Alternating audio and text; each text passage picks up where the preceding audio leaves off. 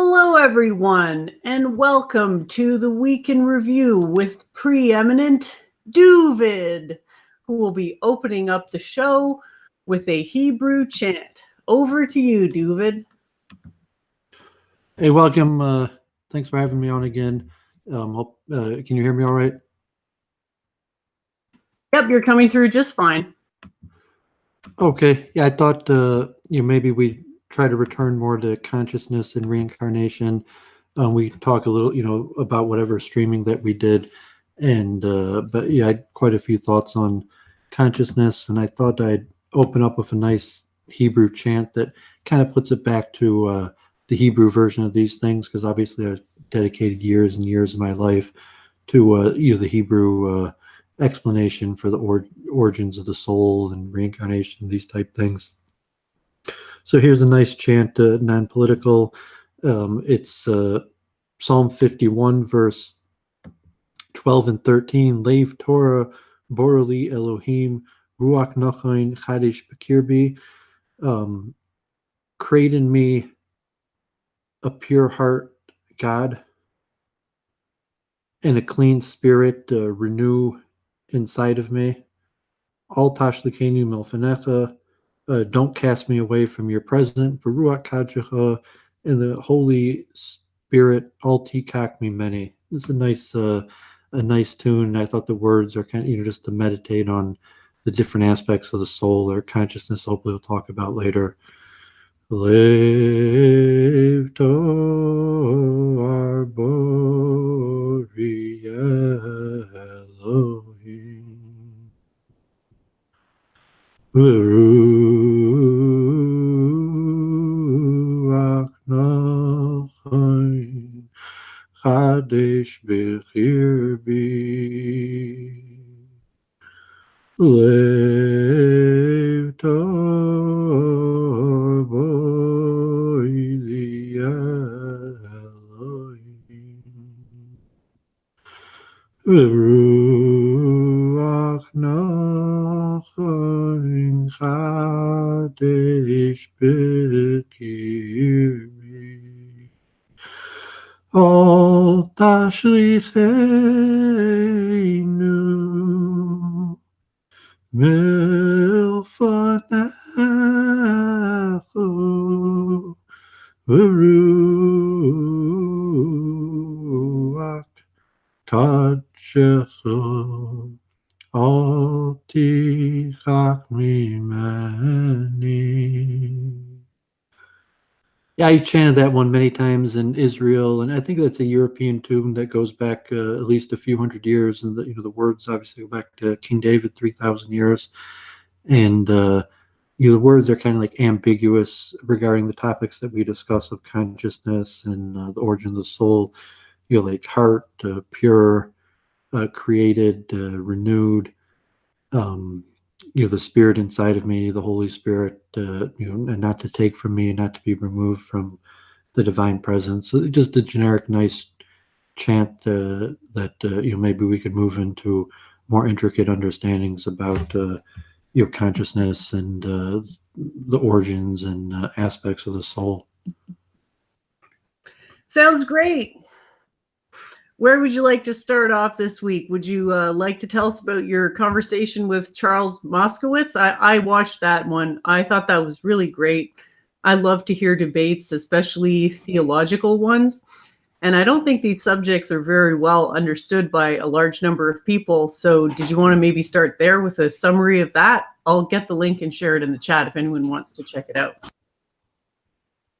Yeah, so it might be something obscure to people who don't know much about Jewish history, but we debated the merits of, Shabbatai Tzvi, this false Messiah who in 1666 spread messianic fervor across hundreds of thousands of Jews in the Middle East and Europe about like a Zionist fervor of returning back to and resettling Israel and the messianic prophecies coming true. And then eventually he converts to Islam and doesn't work out so well. But I was debating kind of the generic sympathetic figure that this, false Messiah, but, you know, to take a sympathetic approach towards his Big Tent approach to Judaism, try to judge him favorably in you know, what he accomplished, even though, you know, generally he goes down as a failed messiah and you know, traitor to his people. And so it was in people who know the character. It's an interesting debate, and you know, I took the affirmative, affirming that you know, largely it was a sympathetic character who tried to avoid sin, but was just very tolerant and forgiving of people. Therefore, he had large entourages, and the entourages of people were sinners, and he would make these karmatic calculations that you're saying, like, you're generally good for the cause, the movement. So, you know, as opposed to a classical religious sense where you had to obey the Jewish law within a certain, you know, reason, like orthodoxy of minimum standards of obedience to Jewish law, he would have like these calculations where, like, well, you've done for the movement, you've done for the cause, so to say, you've done for Israel, and therefore that could like make up for bad karmatic action of not fulfilling the minimums of Judaism, or even being, you know, a bad person in other ways. So you know, I argued that informative, and it was kind of fun because he had known, you know, reasonable amount about Judaism and wanted to pin a lot of the bad things on you know, this movement, and it was also interesting because his character, because he's kind of like this modern Orthodox, I don't even know his denomination, Judaism, where he's trying to take like this hardline opinion, and it's like, dude, you don't even have a beard, like you're like, you're not even wearing a yarmulke, and he's like arguing this like hardline opinion where like he's, you know, a Jew, and all these other people who you know, like the conservative Jew type argument, even though his opinions represent a small fraction of Jews, they still has that like confidence to like talk on behalf of Jews, even though, you know, obviously most Jews disagree with him, and then like his authority to the scripture, if he's talking on behalf of Judaism, at least he's saying, I'm saying what the sages are, I'm saying in line with the, you know, what any generic accepted rabbi would say, or that's in line with what the sages of this wisdom had said. So that was a fun conversation. I'm glad you enjoyed that, and there's a lot of overtones to things like reincarnation and spiritual things that he might have been you know, not appreciating the full extent the positive things that that may have brought into the world. Yeah, I thought it was very informative. I'm having a hard time getting your screen to stop being shared. Is there some way you could click to stop sharing? Oh, yeah, I apologize about that. I don't know why, for some reason, I can't. Yeah, there we go. Okay. No, it was my fault. That was my setting. Yeah, I just shared that link in the chat. I think anyone who's interested in sort of the nitty-gritty of theology should definitely check it out, because this is the kind of conversation we're not having nearly as often as we should be. I had never heard of this Shabbatai Tzvi person, but it was really cool to learn about him. I'm familiar with Bar Kokhba, who was another messianic figure within the Jewish history, I believe. Are there any other? Last week, and I was mentioning Rabbi Shimon Bar Yochai was the student of Rabbi Akiva, and Bar Kokhba was like the warrior, and Rabbi Akiva was the sage who backed him. So it was related to you know, the Kabbalah, and Rabbi Shimon Bar Yochai, the student of you know, Rabbi Akiva. Almost all of his students died, and then he was able to recruit just a few students in the end of his life. But one of those students, Rabbi Shimon Bar Yochai, wrote the Zohar and canonized the Kabbalah. So it's like to say that one student, you know, had to replace the tens of thousands of other students that died. Very interesting. Thanks for sharing. So will you be making regular appearances on Mr. Moskowitz's channel? I'm not sure if he wants to, if they're interesting. So I'm not sure the kind of feedback, like who's watching, and it was a little bit interesting just to, you know, compare our Judaisms, get ourselves theologically settled by debating certain figures. Maybe like when your guru was on Durgadas, where it's like, okay, like we could have a whole show on like Shankaracharya, and you know, for example, like ISKCON, they don't approve of Shankaracharya, and so to say the disciplic lines like Vivekananda and different lines that would be considered in from Shankaracharya and Mother Amma, and it's interesting. So you could have like a sympathetic view, like I'm going to defend Shankaracharya, and presumably like Arya Samaj, um, and Swami Dayananda is probably relatively mainstream in line with Shankaracharya, and be interesting because there's people who are philosophically opposed to the school of Shankaracharya and those. So just to have kind of like a debate like that, where people are arguing the merits of a different system, and then obviously like Shabbatai Tzvi is more negative. He's not even like Shankaracharya. It could have been like a Mayavadi who taught a faulty form of um, theology. You're talking about like a traitor to his people, a false messiah who conned hundreds of thousands of Jewish people and then betrayed them and converted to Islam or something like that. So, but even at that respect, to have kind of like a sympathetic view, and maybe if we talk about like the other streams that people do that, like World War II characters or something like that, there is some benefit to doing that, to arguing history and having people try to give redeemable benefit to all the different characters. Yeah, you make an interesting point about Shankaracharya and Dayananda. I think they kind of do have a bit of a similar life story. They were both renunciates, wandering monks who were very powerful debaters and were responsible for a large amount of intellectual and religious reform in their respective eras. Interestingly, I think Shankaracharya was an Advaita Vedantin, whereas Dayananda was a Dvaita Vedantin. This is a sort of more subtle distinction between the different schools of Vedanta. I don't really talk about this stuff very much because I don't really know how many people would find it relevant, but I'll try to dig up a link in a minute to share it that talks about both of these sages.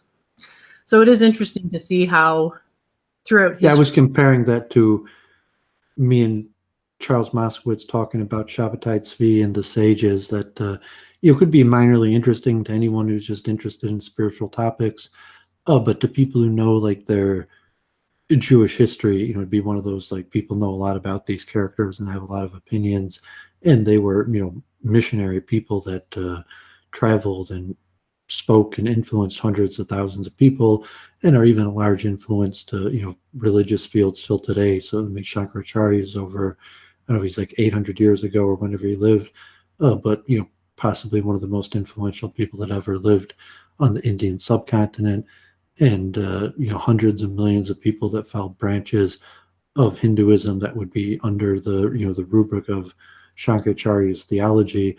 But then there's other schools that take hardline disagreements with him. It's like Shankaracharya, those are false teachings, and use them kind of like as a punching bag for second-rate interpretations of Hinduism.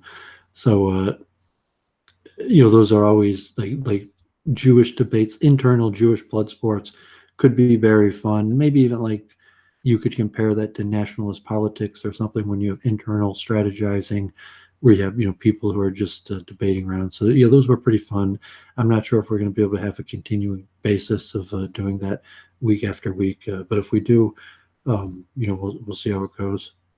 I think it would be awesome. I mean, you're a great debater, Doovid, and I don't know too much about Mr. Moskowitz, but he seemed to be able to hold his own to some extent. How would you describe him? Would you say he's a conservative Jew, or what school would he fall under? I think he's. I mean, I think he's definitely conservative politics. He has a talk show. He's like Chuck Morse, so actually he's like a crypto Jew who's going back to his historic Jewish name to talk about Judaism. So he goes by Morse on the radio, and so he's trying to make his own talks about Judaism, going back to his historic family name Moskowitz.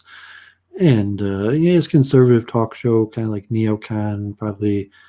I don't know if it'd be right to compare him to Luke Ford's guru, Dennis Prager or something like that, but some sort of neocon, like Ben Shapiro-esque conservatism. And it'd also be like Ben Shapiro, like trying to fall within Orthodox Judaism, when in essence he's more modern and worldly. than your typical Orthodox, but he would probably classify himself as an Orthodox Jew, although, Mr. Moskowitz isn't wearing a yarmulke. And he might embody kind of like your nationalist further, where like the less connected you are to the religion, the more connected you are to like the general, like my people is my religion. That I think Daniel had said, just like to most Jews, that's how he looked at his religion. His religion is his people. And so he had a decent feel for like religion and Talmud, but yeah, it could be his worldview at the end of the day will prove to not be consistent, where like he wants to classify himself as an Orthodox Jew, but in reality, he's not really Orthodox. He's got other like utilitarian philosophies combined with his Judaism and evolution that it'd be hard to really prescribe him, like a level that he's not really going to follow the sages. Push comes to shove, he's going to follow evolution and science and economics, well, at some time keeping an affiliation to greater Judaism. So, those dynamics, either they'll come out and we'll be able to build a relation to keep on talking, or, his possible inconsistent worldview might make it too difficult for us to keep streaming. Well, we all know the problems with believing in things like evolution too fervently. We might end up getting proven wrong by developments in science. So would you say that this Shabbatai Tzvi man is one of the more influential people in the development of modern Judaism?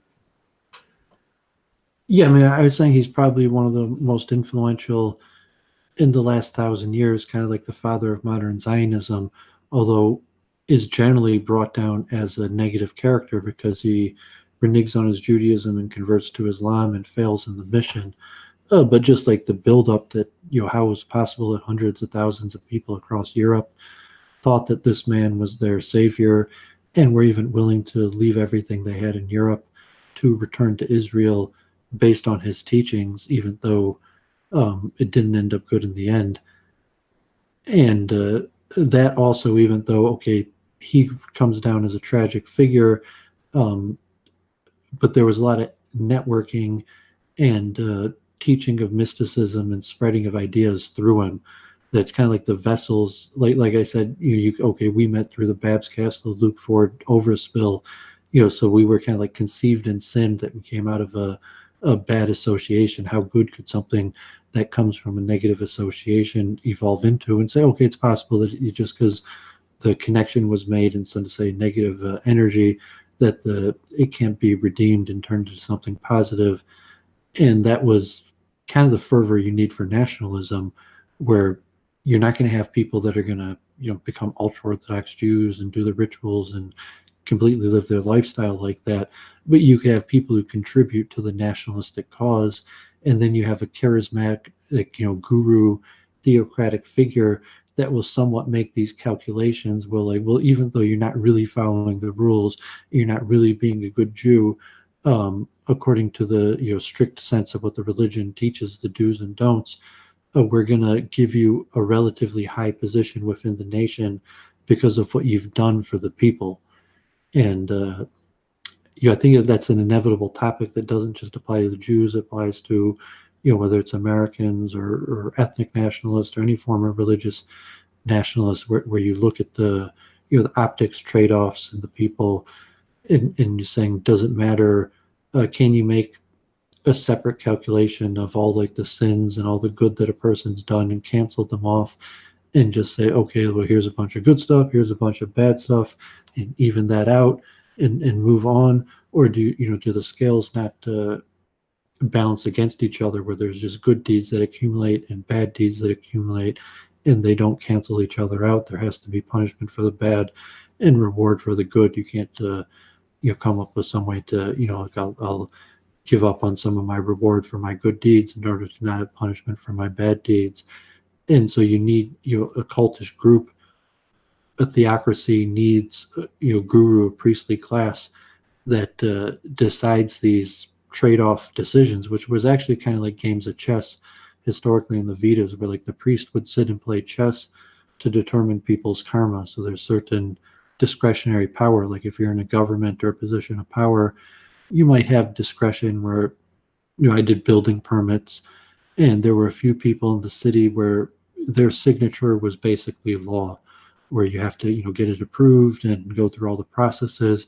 But there were a few people with discretionary authority that if they signed their name, it would push through and you could override any of the permitting process. And there's all types of things in government positions, the president, executive privileges, where kind of like the person has discretionary authority. So the guru has to have the discretionary authority to make these larger trade-offs to say this guy's basically a good person, even though we know they have a lot of bad deeds under them.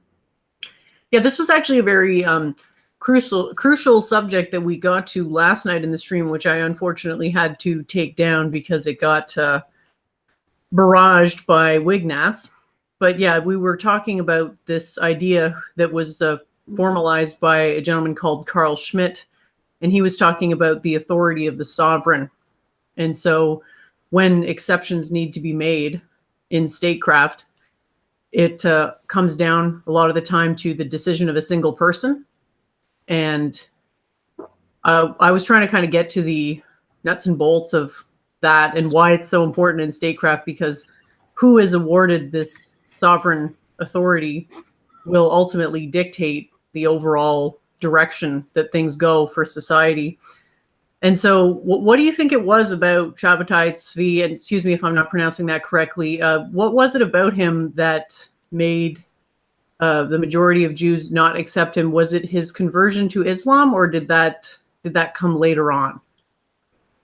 Well, that was basically what caused everybody to reject him. That's why he's a tragic figure to all Jews.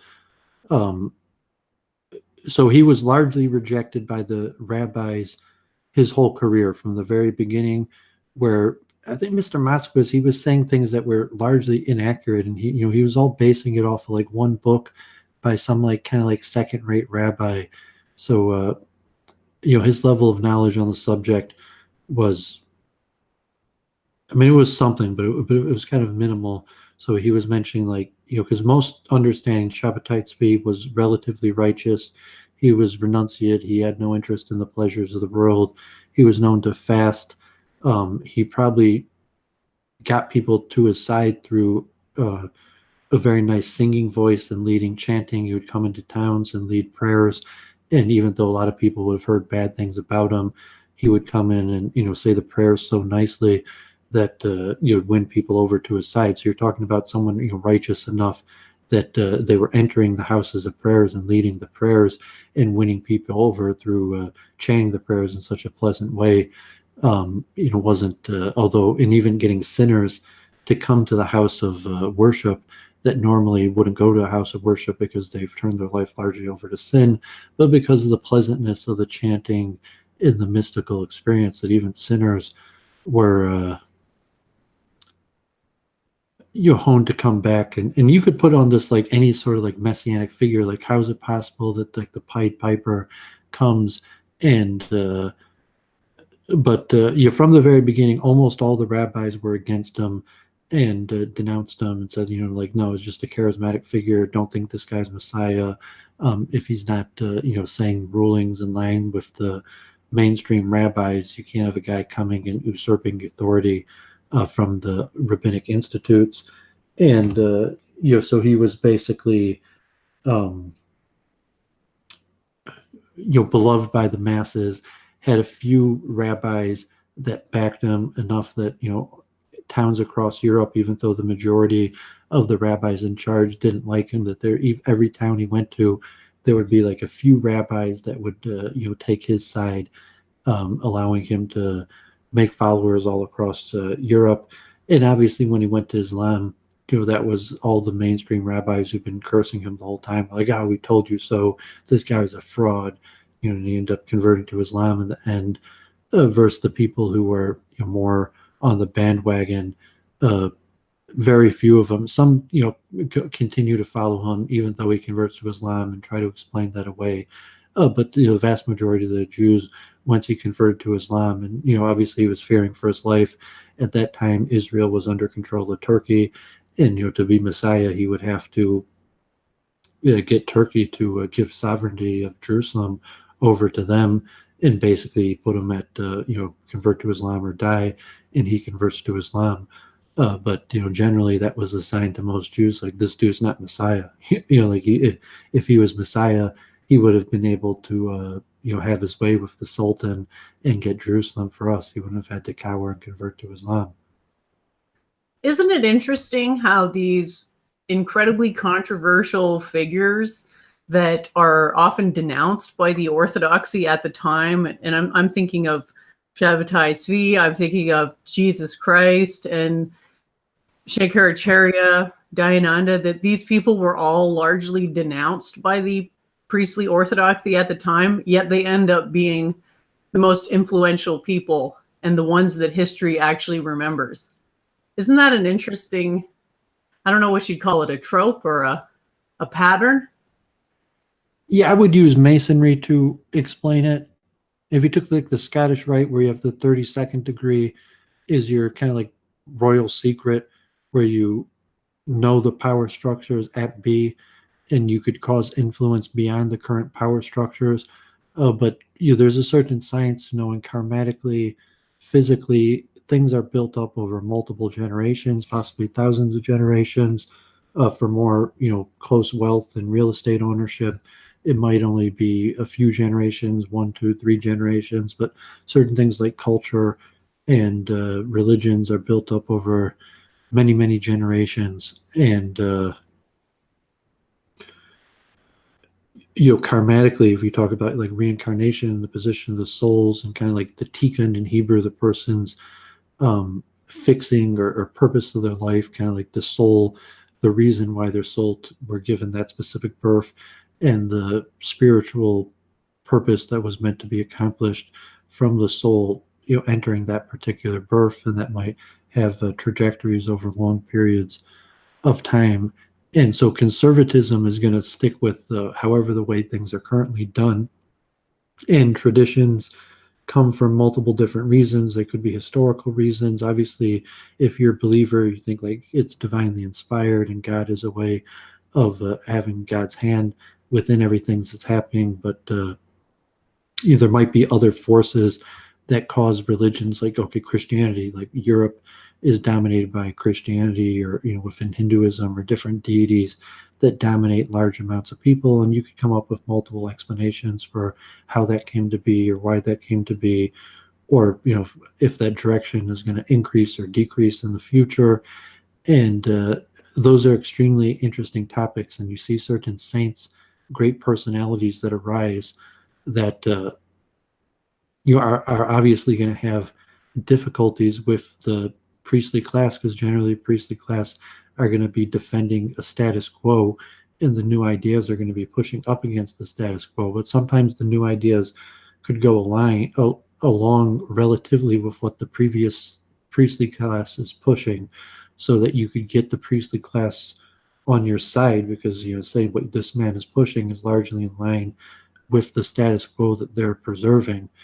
And then there might be certain fights that the person just has to have, if it's like personalism versus impersonalism. Are you going to have deities and idol worship or not?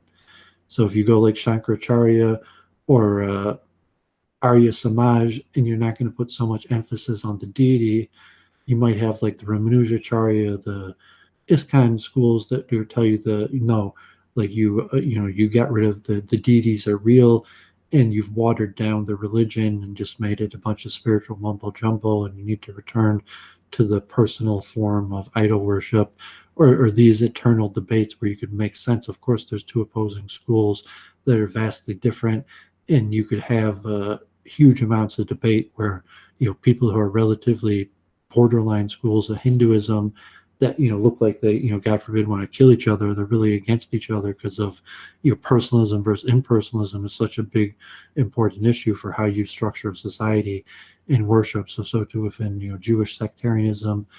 And sometimes like Shabbatai Tzvi will show you what the masses are signed on to do, with like Luke Forge and his big Jew and small Jew talk, where you have a charismatic figure like Shabbatai Tzvi who's like, you don't really want to follow these big people, they're not really doing what's in your interest, and you need a populist leader that could come along and rise up enough of the masses behind them to create a movement like that lasts hundreds of years later, or even generations, like Shankaracharya, that might be immortalized from his teachings as long as Hinduism or any of these forms of worship are around. They'll be studying and practicing this man's teachings. Yeah, Which that's a really interesting. That's really interesting take. I think it sort of goes to show just how important this will of the sovereign or sovereign authority or what have you, just how much things can change based on one single person, based on I mean, they have a better understanding or a different understanding that happens to speak to people at the time in, like you say, a more populist way, and then they go on to change the course of the development of the entire religion. It's just so fascinating, because I think in the modern day we kind of have this idea that there's some sort of democratic, like the way that things go is more or less an average of everyone in the group's opinions, whereas history kind of teaches us that that's not how it works. It's there's an orthodoxy which is punctuated by these single reformers that end up changing the course of the entire school for a very long time. And it's really interesting that you brought up this idea of personalism versus impersonalism, because I think that's one of the fundamental debates in any type of religion, whether God is anthropomorphic in some sense or not, whether God is part of the universe or outside of the universe or equal to the universe or something else. These things really do make huge differences in how people see the world. And I'm starting to think that maybe there's some type of, I don't want to say human evolution, but maybe because we have more science, we have more knowledge, we have more books, humans as a whole are kind of growing in their capacity to understand these religious subtleties. Because if you think back, even 2,000 years, like what percentage of people would have been literate? And you look at today, where I'd say you probably have higher levels of literacy than ever before.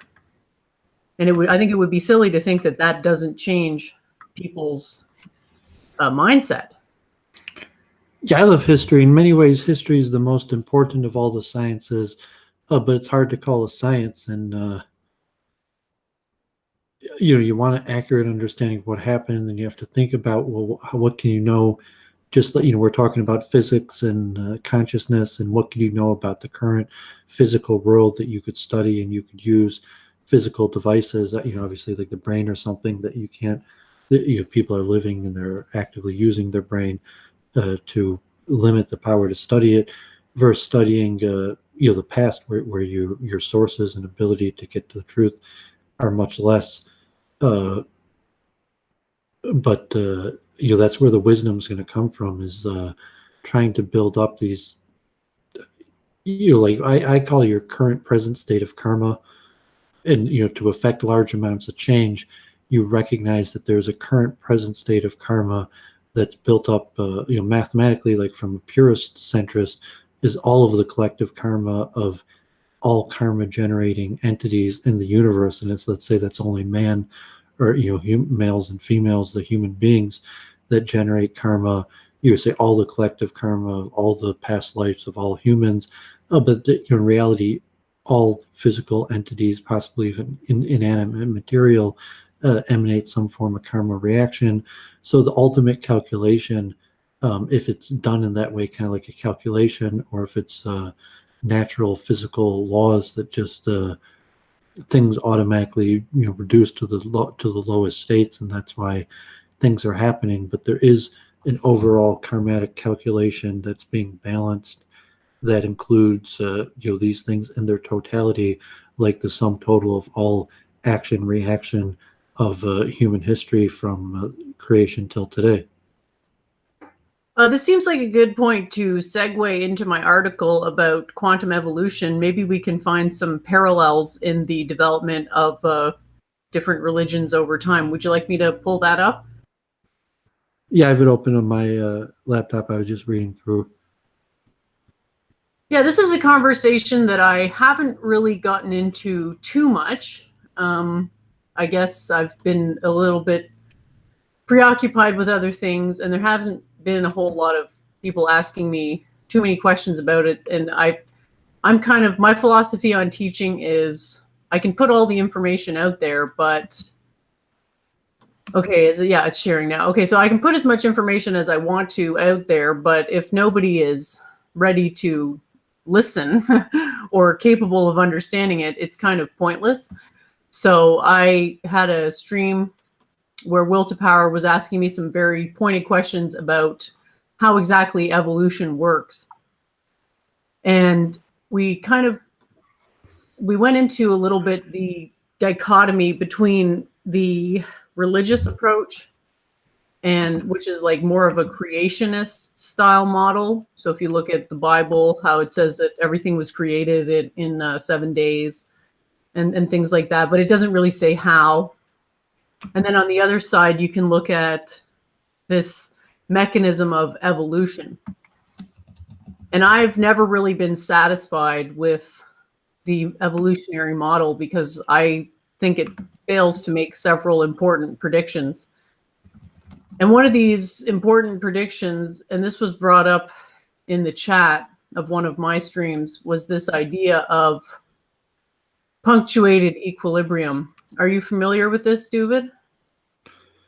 Yeah, and I know. I mean, I'm forgetting the name, but he was a Jewish paleontologist. His name's slipping me, that wrote the book. And um, I mean, you can go on. Just to mention a quick point, because the streams that we did, JF did his review of the Kaufmanist critique, and Luke Ford's like all day reviewing the Kaufmanist critique. Kevin McDonald and cultural critique and group evolutionary strategy and Kaufmanist. So that's big in the news. And there's a certain interest to it. Like there's a certain like fantasy world, imaginative world of the evolutionary mind. And you might, okay, it's junk science, it didn't happen, but there's an evolutionary way of looking at the world. And even though I don't agree with the theory, I'm at least able to put myself in the mindset of the theory and see how that theory would generate an understanding of the current reality, that we work in. And then if we kind of like pick and choose, where, it's like Kevin McDonald, even though I don't like the framing of the group evolutionary strategy, where I still understand the concept he's expressing and agree with his underlying sentiment, even though I don't agree with the frame that he put his work into. I don't disagree with evolution, because the word evolution, if we remove all the baggage from atheistic science, all evolution means is that living organisms change, and in so doing become more complex. That's not wrong. It's not a question of things changing over time. I don't think anyone can really disagree with that. What the question is, how do what exactly is it that precipitates these changes? So I don't really think McDonald goes into that. And I don't really think anybody in evolutionary biology goes into that either. And he's looking at a macro level of cultural selection and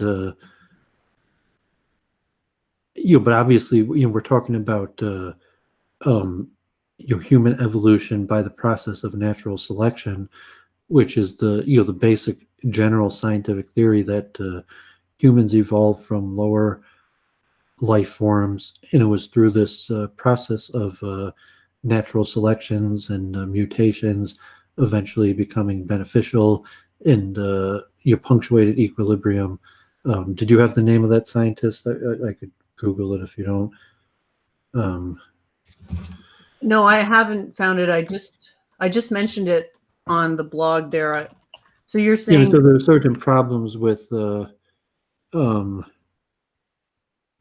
were certain problems with Stephen Jay Gould. Yeah, it says Niles Eldridge and Stephen Jay Gould, and you're saying Gould is Jewish?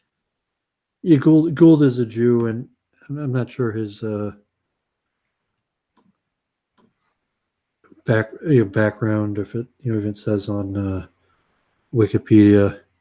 I mean, even Wikipedia says he's secular Jewish background. It doesn't necessarily matter that Gould's a Jew, but Gould, it's because there's a lack of fossil record, saying that it appears if species had these mutations and slow change, that the fossil record would show very like fine transitions of like one era at a time from species to species, but you don't find that. You find huge leaps from one thing to completely different thing with very few intermediaries.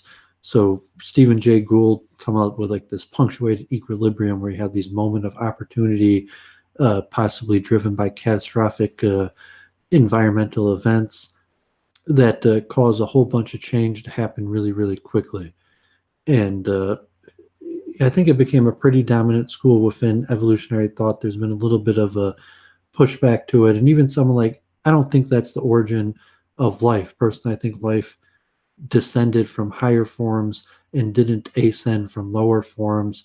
And how that exactly works, I'm not sure. But I don't really think, I don't really buy the whole concept of evolution by natural selection and lower life forms through this process, somehow created the all life forms that we see today. Although I understand the process scientifically, how they would postulate that that's possible, and the thinking methodologies like, because this and this and this happened, and that led to this and this and that it's kind of a fascinating fantasy world to think about the world of evolution, because it allows for these very interesting thought experiments. Well, if evolution occurred only via natural selection, this phenomenon of punctuated equilibrium wouldn't be observed.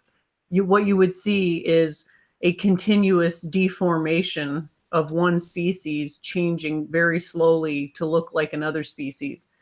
And this is not what we observe. What's observed is, like they say, is this phenomenon of jumps. So this is evidence in support of the position that the operating mechanism is quantum mechanical, because it's important to understand that, theoretically speaking, the distinction between classical and quantum mechanics is that classical mechanics are continuous deformations, whereas quantum mechanics are stepwise deformations. So when they say stepwise, what they mean is, see how it's one state here and then it just jumps to another? So this would be the step right here. Whereas if we were looking at something that was driven exclusively by this mechanism of random mutations, we would observe a continuous deformation. So it would look like this. It would just connect slowly to it. And that's why they say that there are, quote, missing links in the I don't know if it's archaeological, but in the skeletal record, there are missing links because they actually can't find these intermediary species.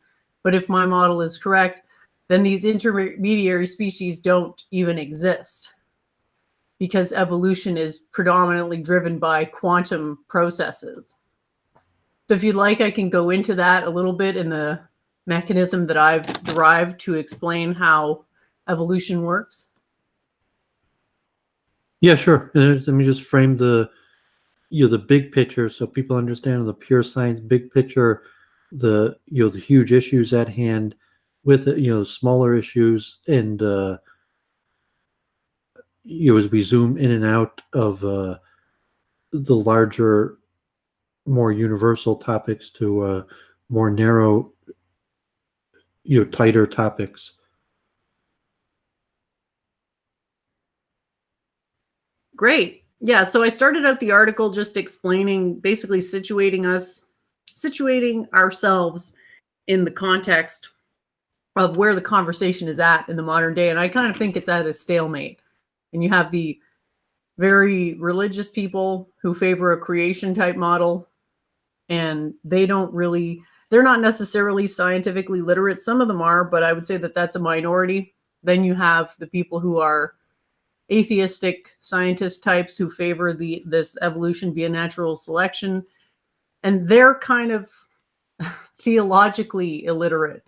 So it makes it very hard to bridge the gap, because these scientist people are pretty convinced that their model is correct, even though there are all these phenomena that it fails to predict. I guess they've just sort of accepted that it's going to be a mystery and they'll never know. So I'd rather see things progress in a positive direction where we can actually start to gain more knowledge from our model. So my model is fairly simplistic in how it derives life. Is basically, and I'm not the first person to say this, but I basically explain the precipitation of life as an entropic inevitability, because you have this constant influx of solar photons, and you have the moon going around the Earth, and that binds the photons to the surface of the Earth. And the way to visualize that is, if there was no moon and you had some water on Earth, the sun would come along and heat up the water, which would then boil away, and it would just boil and it would keep going. Basically, you'd have a radial emanation of water boiling away from the Earth, and it would just be going straight up, and eventually it would all leave the surface of the Earth. But because there's the moon, what the moon does is change the trajectory of those boiling water molecules, and it forces them to remain in the space between the Earth and the moon. And what that does is set up a situation where it's deviating from your typical thermodynamic system, because it's a semi-closed system with a constant influx of energy. And what that's going to do is reconfigure the system spontaneously in such a way as to reach equilibrium, which is a spontaneous reconfiguration of all the atoms in such a way that the net external change brought about by the influx of solar photons is minimized. And this is just a law that comes out of what they call it's part of the ideal gas law, I think. You'd have to look into it a little bit deeper, but basically life arises because it is efficient at digesting this influx of solar photons. And through the mechanism of entropy, all systems tend towards a state of equilibrium, i.e. a state where it's relatively constant. There are still changes going on, but the overall distribution of energy remains relatively constant, and it gets more constant over time. So what will happen is that life forms will arise that are progressively better at digesting the solar photons. I think that's why humans have such high energetic requirements, because our brains are like, I think per unit biomass, we're probably the best at digesting food, because our brains require so much energy to function. And that didn't happen in a vacuum. That came about over many, many, many years. And so my basic model for quantum evolution is that we have to understand that even for simple, so basically the distinction between living and non-living entities is that a non-living entity, it has an electronic function associated with it, an electronic field, and that electronic field is equal to the total of all the electrons within that system. So even a rock has what you could think of as an electron matrix. Now, when entities go from being non-living to living is when they have an electron matrix which is greater than just the sum total of the electrons in the system.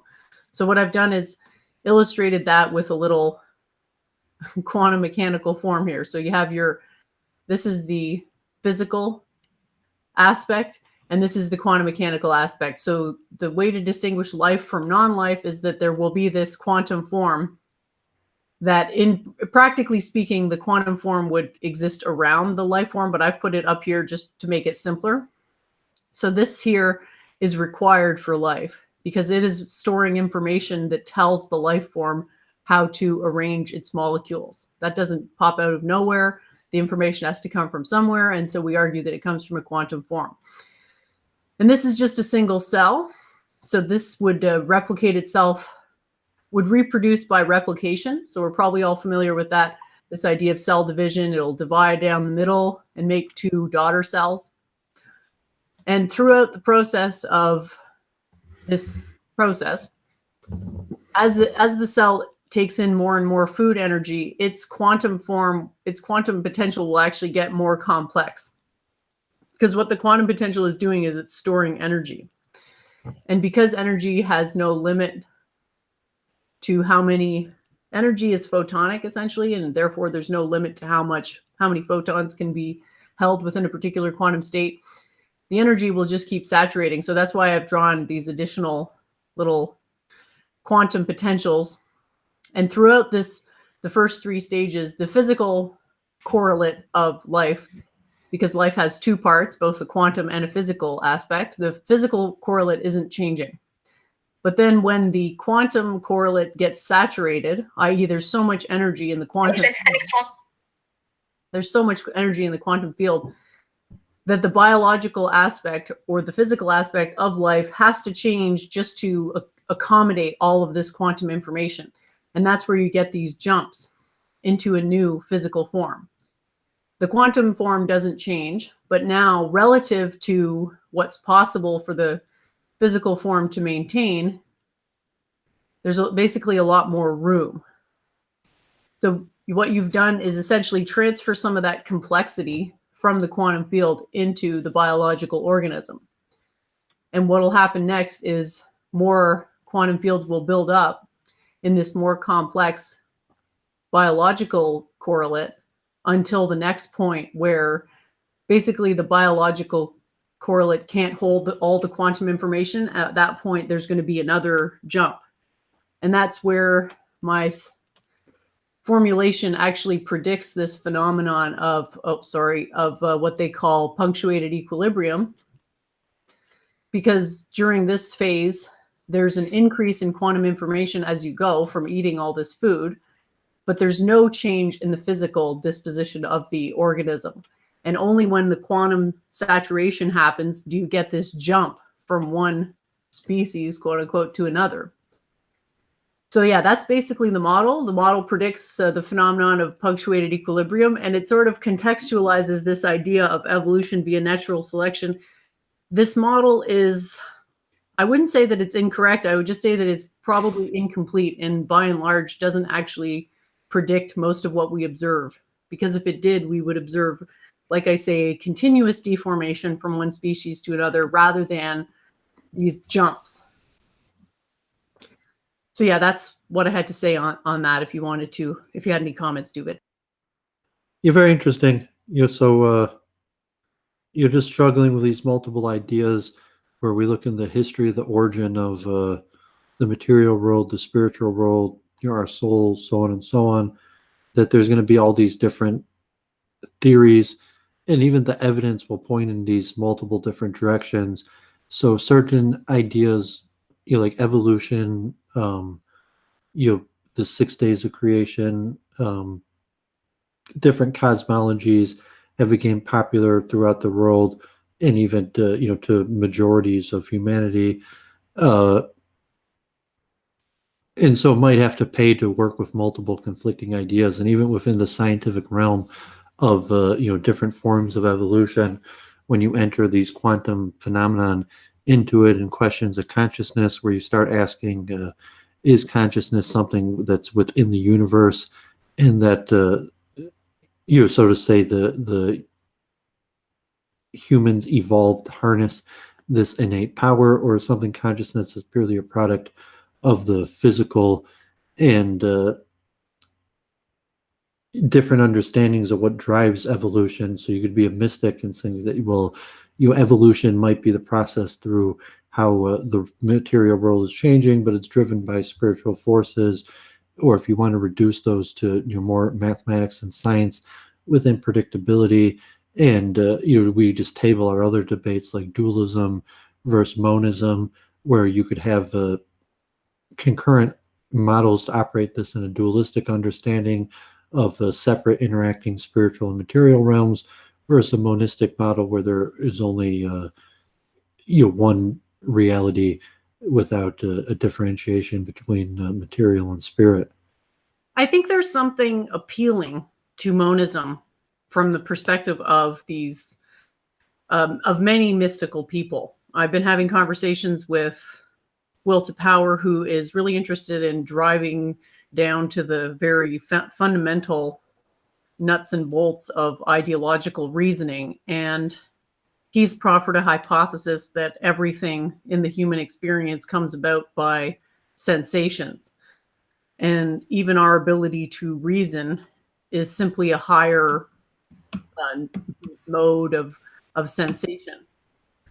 And so there is this tendency to want to kind of have what you call, like what you could think of as some type of unified field model where everything reduces down to just one thing. But I think practically speaking, aside from being counterintuitive for lay people, the problem with the monistic approach is that it doesn't really allow you to do much science because you only have one thing that is basically dictating everything else. You take the example of people saying, well, everything is God. You're God, I'm God, the dog is God. Okay, so how exactly are you going to make a prediction based on that model? Yeah, those are the terminology to, like if of the Mayavadi and the Shankaracharya, if it's Advaita or I forget the exact Sanskrit terminology, but Hebrews, the Sanskrits, the Greeks have very well defined, delineated systems that divide out and define these different concepts and systematize it. And there's different ways. And to some extent, as you get more familiar with this actual science of it, you could look at the different systems as just mechanisms of or processes of explaining the same phenomenon. And when we look at even greater things like mathematics, calculus, as these are kind of imperfect processes that we use to explain phenomenons that we know exist, and the best process or mechanism we could do to explain these phenomena might be something extremely beautiful and complicated like the calculus. But so the spiritual systems historically of the traditions that have worked for ways of cultures and lives that preserved peoples and ways of life for generations and have systematized these understandings. And now when we look at it more from a pure scientific perspective, it should enlighten. It shouldn't necessarily prove wrong or make useless the spiritual. It should enlighten and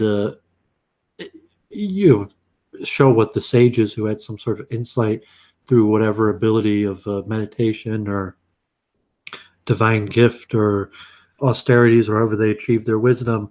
And usually the science will show that the great masters were relatively in line with the unfolding reality of how the most current science is describing how these things work.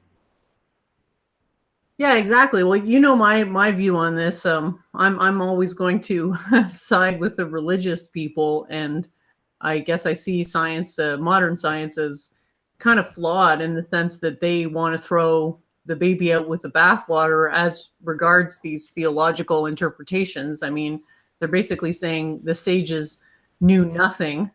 And when I hear people talking who are these atheistic type scientists, I kind of think, well, you're the ones who are going to be forgotten by history, because in the end, the ones who are going to be vindicated are the theocrats, because their knowledge didn't come from nowhere. They spent a long time studying this stuff.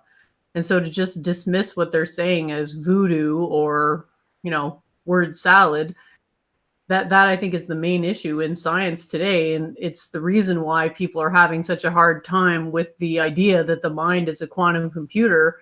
And I think that's a pretty self-evident thing, because the alternate hypothesis to that is that the mind is equal to the body.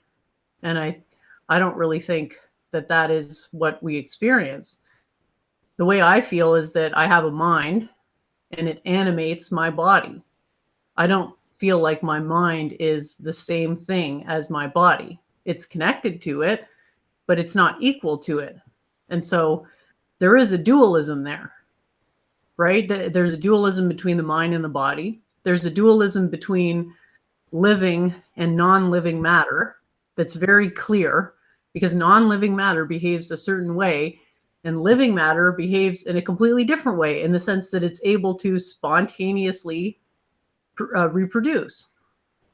And we don't observe this. Like, you can't have a rock and put it under a sunlight, and then the next day you're going to have two rocks. That doesn't work. So clearly these dualistic strategies have their place, but then when you go into the deeper philosophy, you do tend towards this non-dualism, because the measurement limit applies both to living and non-living matter. And it is actually the measurement limit that allows us to derive the phenomenon of consciousness as arising from non-living matter. So I think you kind of have to make room for both. And maybe this is where your multiple truth hypothesis has an application, is when you're doing applied science and a lot of times applied theology, you have to take an approach which people can actually relate to. And if all you're saying is, well, everything is God, or everything is the measurement limit, everything is this one thing, I don't really think commoners can understand that, because for them, things are different. And we all, as humans, the only thing we can really observe are differences. So to turn around and say, well, everything is the same, I guess it's unsurprising that these theological explanations have failed to gain a foothold in science, because they're so counterintuitive, even if they are true. So I think maybe you need an understanding of science and religion to be able to forge the most correct solution that actually makes all the predictions. And this punctuated equilibrium idea has been around for a while, as you say, yet it hasn't really worked its way into the mechanism of evolution via natural selection. They appear to be at odds with each other. Yeah, I did a whole series on my channel about these things, and like Kuhn and his structures of scientific revolutions, and just saying the general, if it's through democratic means, or just the general for pushing forward ideas, that there's a consensus among scientists to work with certain postulates, which could be quantum mechanics, could be evolution, even though the theory is not really proven, but the consensus among scientists is to work within the confines of this theory, even though it could be false, or to mine your opinion, it's relatively bad science, but there's certain inertia that keeps this in force until a new, better idea comes and displaces it. And could just be, is it useful? Is this understanding of evolution useful for pushing through progress? And until you come up with another frame structure to hold biology and these sciences together, like evolution, that we're probably going to just keep on using that theory, because we need the frame to push progress forward. And if we got rid of evolution, what would we go back to? And when you have the pagans and the dualists and the monists, and so at this point, it seems that discarding evolution would cause people to go backwards. Therefore, there has to be something new to displace evolution before the larger scientific community could use a correct frame. Well, that's why traditionally disproving an argument is considered a poor debate strategy, because practically speaking, it's insufficient to prove that someone's opinion is wrong. You can't, because if you displace someone's wrong opinion, that leaves a power vacuum in their mind. And so what's going to come in and fill that void?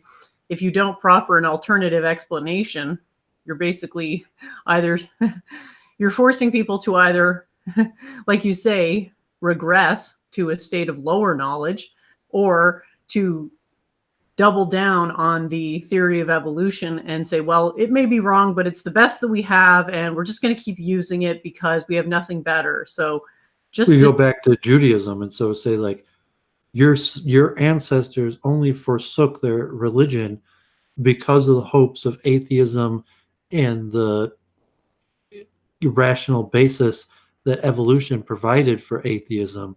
But before that, saying back to the Bible, and if your choice was between evolution and the Bible, saying, like, generally most people followed the Bible, until evolution came along. And so if you dump evolution, you're going to have to go to back to the Bible. And like Doovid's like, yeah, I've been ready for this. Great. Awesome. We're going to return to biblical law. Great. Ding dong, evolution's done. Back to biblical theocracy. Or you're looking like, no, like I don't want to go back that way. There has to be, something new and different to move to. But what is that new and different thing? And you're saying even, it's a Hinduism. You're saying, no, it was the Vedas the whole time. It was just, the Vedas were misinterpreted, and if we could reestablish the Vedic civilization, that will solve all the, the problems and misunderstandings of the current humanity. Or is it, some spiritual miraculous force that it's not something that currently exists? The new way forward will in fact be something new. It's not. It might be partially a revitalization of previous movements, or has to be based on the current state of karma. Like I was saying at the beginning, you have a factual spiritual element, whether it's dualist or monist or quantum, however these things are stored.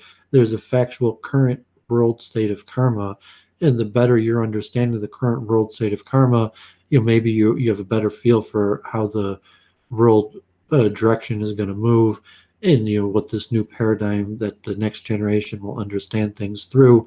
Certainly understanding the current state of karma is probably one of the best things you could do to be prepared for what's happening. Yeah, I really like what you're saying. And it sort of highlights this issue that a lot of people have where they just want to harken back to the glory days of old and go back to, let's go back to the 1950s. Let's go back to Orthodox Christianity. Let's go back to Shankaracharya's age. And I think there's that type of... There's Dayananda, Swami Dayananda, who tried to synthesize modernism, science, philosophy in the Vedas, which maybe people like Shabbatai Tzvi and moderators, that people who tried to synthesize the best of the current modern world with the traditions. And usually that's an extremely dangerous thing to do, because you're going to have the traditionalist purists that say you can't synthesize these things. You're just butchering up and perverting these pure traditions. To the people who are more modern, it's like, what's the use of preserving these traditions at all when we have science? And so that's why Arya Samaja Dayananda Swami was creating this somewhat middle path. It was a little bit more traditional, than maybe the Brahma Samaj, but less so than the personalists like Gaudimath and other Hindu nationalists that valued their traditions much more than the synthesization with the modern world. Well, that's why we need you, Doovid, to help us understand the sum total of all the karmic impressions that the world has now, thanks to the evolution of technology, the changes in the demographics of the world, the changes in the culture. If we fail to take these things into consideration moving forward, people won't be able to relate to what it is that we're saying. So I would like to return to the philosophy of having science guide the progression of religion, but I also want to honor all the different religious teachings that have arisen throughout the ages that were in a lot of ways ahead of their time, because they lacked the scientific methodology and the technology to really validate these theories. So I think we do have to do some type of synthesis, because we don't want to throw out the baby with the bathwater from a technological, scientific perspective any more than we want to from a religious perspective, because these things, they do mean a lot to people. It's their history. It informs their identity. It tells them where they came from. And if we come in with this science model and say, well, just give everything up in exchange for this science model that's more correct and makes more predictions than your religion or your scientific worldview, I don't think that that'll work. But at the same time, I want people to have a better state of consciousness, to have a stake in the future of the world. So maybe you and I together can help form some new school of philosophy and science that reconciles these seemingly disparate views. Because I think as humans, we tend to be dualists, but science tells us that, yeah, there is actually some sort of unified field that obeys these fundamental laws. And these laws do apply to every single scale, but because we're on one scale, we're on the approximately 1 meter scale, it is very hard to understand what's going on the micro scale or the macro scale, but our lives will be vastly improved by understanding both the micro and macro scale, like the scale of the universe, because it'll give us a longer purview of time. And that is what's going to lead us to being better people, because the further you can think in the future, the better your decisions will be in the present, and you'll be less likely to make a short-term decision because you won't want to deal with the inevitable problems that decision will precipitate, and you won't be able to foresee those problems unless you have a better understanding of science. What do you think, Doovid? Am I being too optimistic here? I think so. And I think, I'm basically full agreement.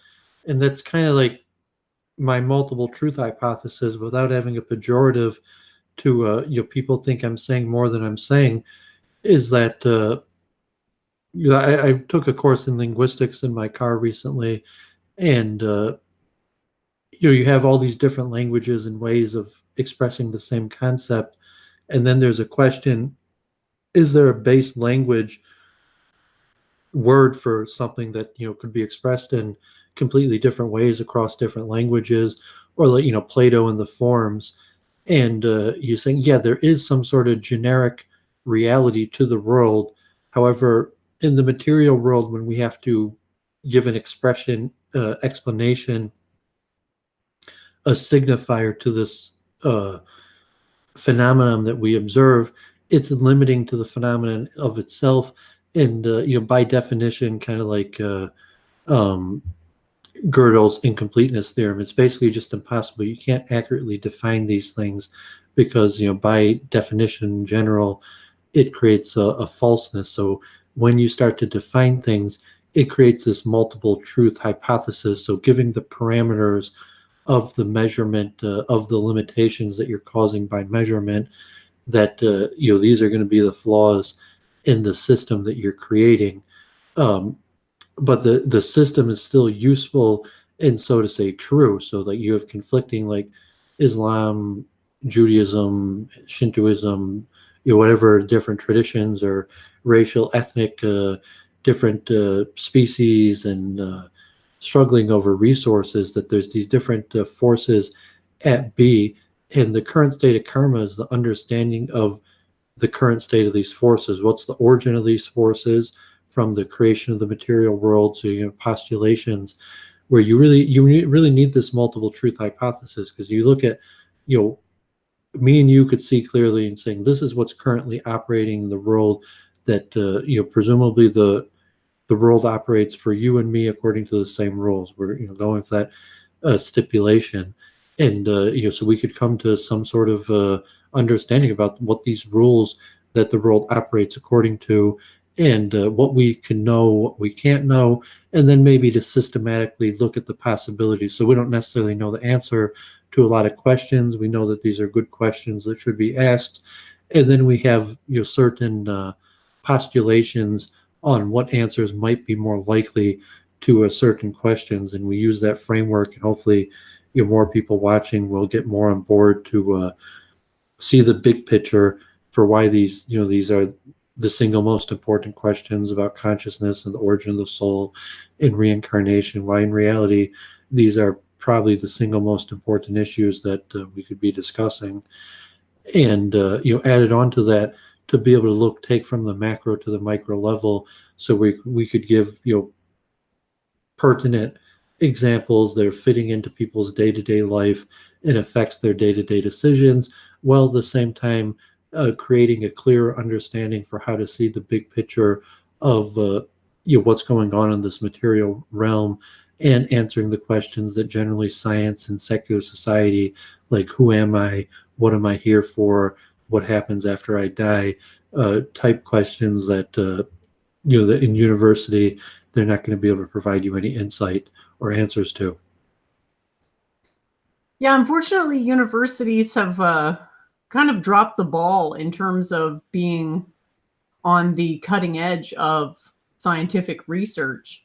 They tend to look backwards and explore great thinkers throughout history, but they're not really as, they seem to be a little bit set in their ways. I'm not aware of anyone teaching ideas like proto-consciousness or panpsychism in any type of university except for Dr. Stuart Hameroff. And like I said, his background is anesthesiology. So, I mean, there's probably a limited amount of time he can really spend talking about these more abstract concepts. And I think it's a real shame, because what's happening now is basically people like us are going to overtake the mainstream academia in terms of scientific credibility, and they're going to have to deal with that at some point. Luckily, some publications have started talking about this idea of panpsychism, so I think that's a step in the right direction.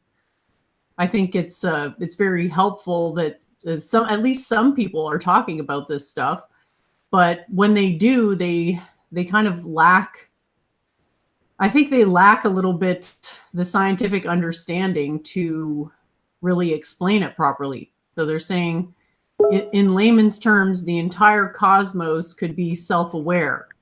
Now, I don't really think that's, I guess, just practically speaking, you have to kind of make the teachings palatable to maybe not every last person, but if nobody can understand what it is that you're saying, you're going to have trouble getting traction with your theory. So I don't know what you think about this, Doovid, but the idea that the entire universe is conscious or self-aware, to me, is a very counterintuitive thing that probably most people would dismiss as pseudoscience.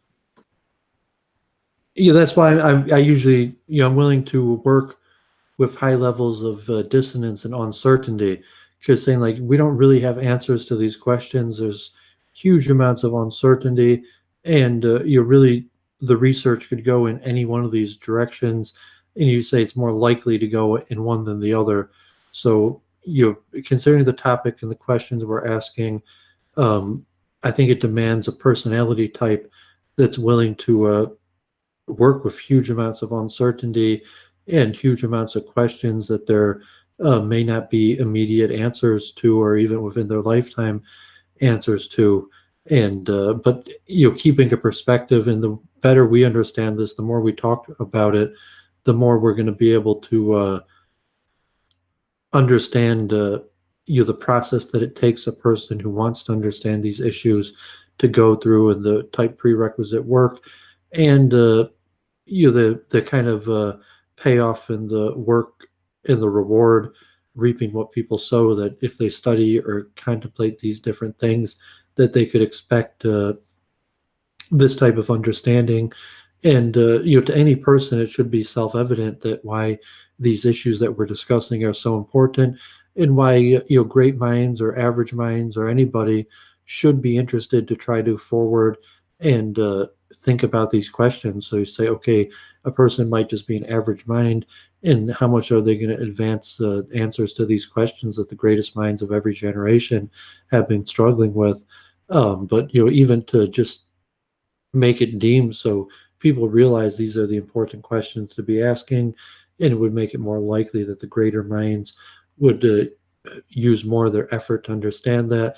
And because the importance of these questions, that they have to be understandable at different levels to basically everybody at all times.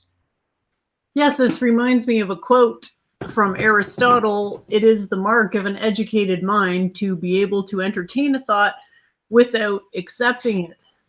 And now we have Conops, who wanted to have a few words with Doovid with regards to evolution. Welcome to the show, Conops. Thank you for having me, Jenny. Hey, Doovid, I was just wondering about your opinion on evolution. If you actually think that like dinosaurs didn't exist or that humans didn't evolve from apes? Like, where do you stand? Um, I would probably say dinosaurs did exist. I just disagree with this concept of evolution through natural selection. That there's mutations and these cause errors, and that over time the accumulation of errors lead to a change in species. So from that, to me, that just seems fantastical. It seems bad science. It seems ridiculous. It doesn't seem accurate to the history of me or who I am or of humanity at all. There's aspects like natural selection, possibly even some forms of evolution are true. Like I'm a scientist in training and background, so my understanding of the origin of life comes from higher forms, spiritual entities, that caused life to come in as is, and what the history of life on Earth is, and like when the dinosaurs were, what was created first, how it was created. I have stipulations, might be based on my belief in traditions and sages and the Bible, but I could try to answer those questions. But I don't think the specific answer to those questions are so important. Is just understanding the different possible answers and then looking why someone might so much oppose to this evolution being used as the answer to explain the origin of species. Yeah, but are you not just then projecting like, oh, I have this theory, and I have this tradition, and then that's too bad for the evidence? Because we actually have a lot. We have so many fossils that show transitional stages in between different kinds of animals. So are you just dismissing that? Are scientists just in a big conspiracy? So how does it work? I wouldn't say dismissing that, and I mean I don't know if this is the right proper venue for formal evolution debate. Like how many missing links are there? How many what's the size of the fossil record? You like relatively certainly for like humans, it's relatively small if you consider the millions, hundreds of millions of human remains that exist from these transitional species. It might be in the tens or hundreds of something that it's not large amounts. It's relatively small, and you just philosophically from this mechanism just think the origin of what we see around us, what exists, is from this mechanism of mistakes eventually proving positive, and then through a mechanism of natural selection becoming the norm. And no, I reject that. I don't think that's the explanation for who we are or why we are.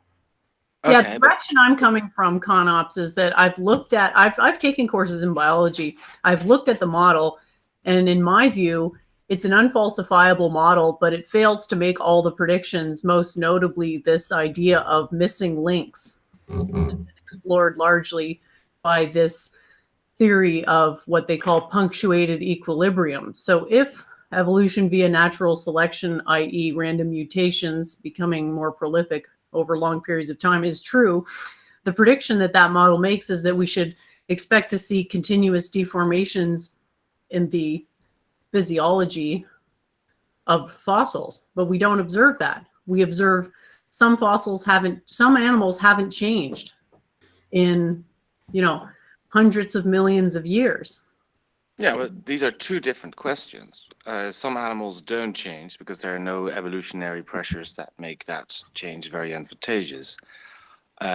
Also, to your other question, yeah, there are a lot of fossils, but only a very, very small selection of these fossils get actually, how we say it, is fossilized.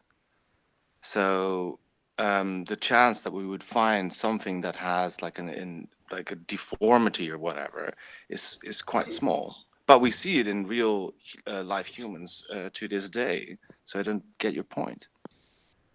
Well, my point is basically that evolution via natural selection is unfalsifiable, therefore it must be true. It's not a question of whether it's true, It's a question of whether it makes all the predictions. And we've certainly excavated enough of these fossils to get a basic idea. We have diagrams that show the progression of species throughout the entire history of the planet, pretty much.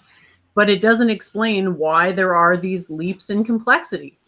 And the fact that mainstream science has been unable to answer this question has left a power vacuum for religious zealots to come in and say, well, you don't have all the answers. It must be God. So is that what you want to precipitate in terms of ideological debates? People like fundamentalist religion, people who know nothing about science versus scientists who are atheists who know nothing about religion? I think Well, you look at the got bias, big think if the reason I want to reject evolution is because it conflicts with my ancestral creation story, is certainly a bias. But like in all people are going to have a bias because we all have ancestors who had different creation myths and stories and religion and belief patterns, and obviously it wasn't evolution because evolution's a moderately new idea.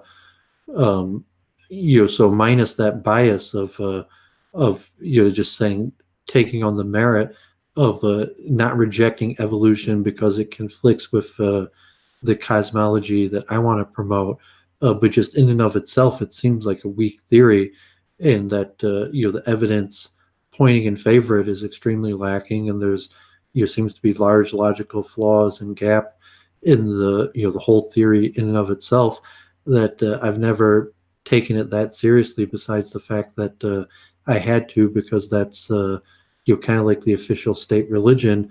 In order to excel in university and academic studies, I accepted the paradigm of evolution, and I accept it as an interesting thought experiment to think within that paradigm.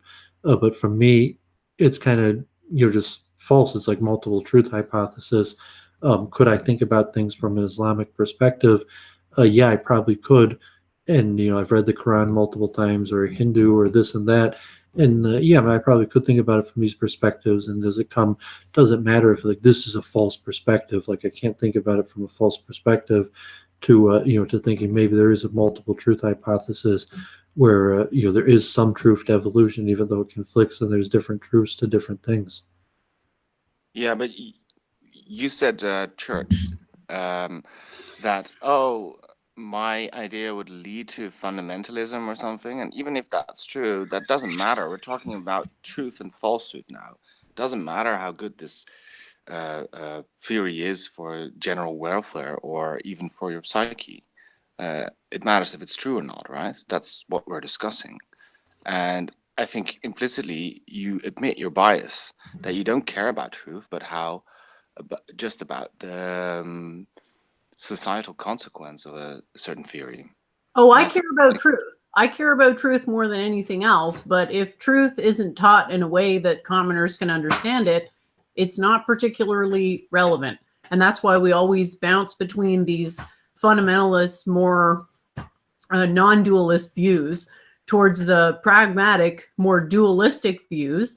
And that I do that in the hopes of teaching people that there is a distinction between what's fundamentally true and what is appropriate to teach people who have no initiation whatsoever to traditional teachings.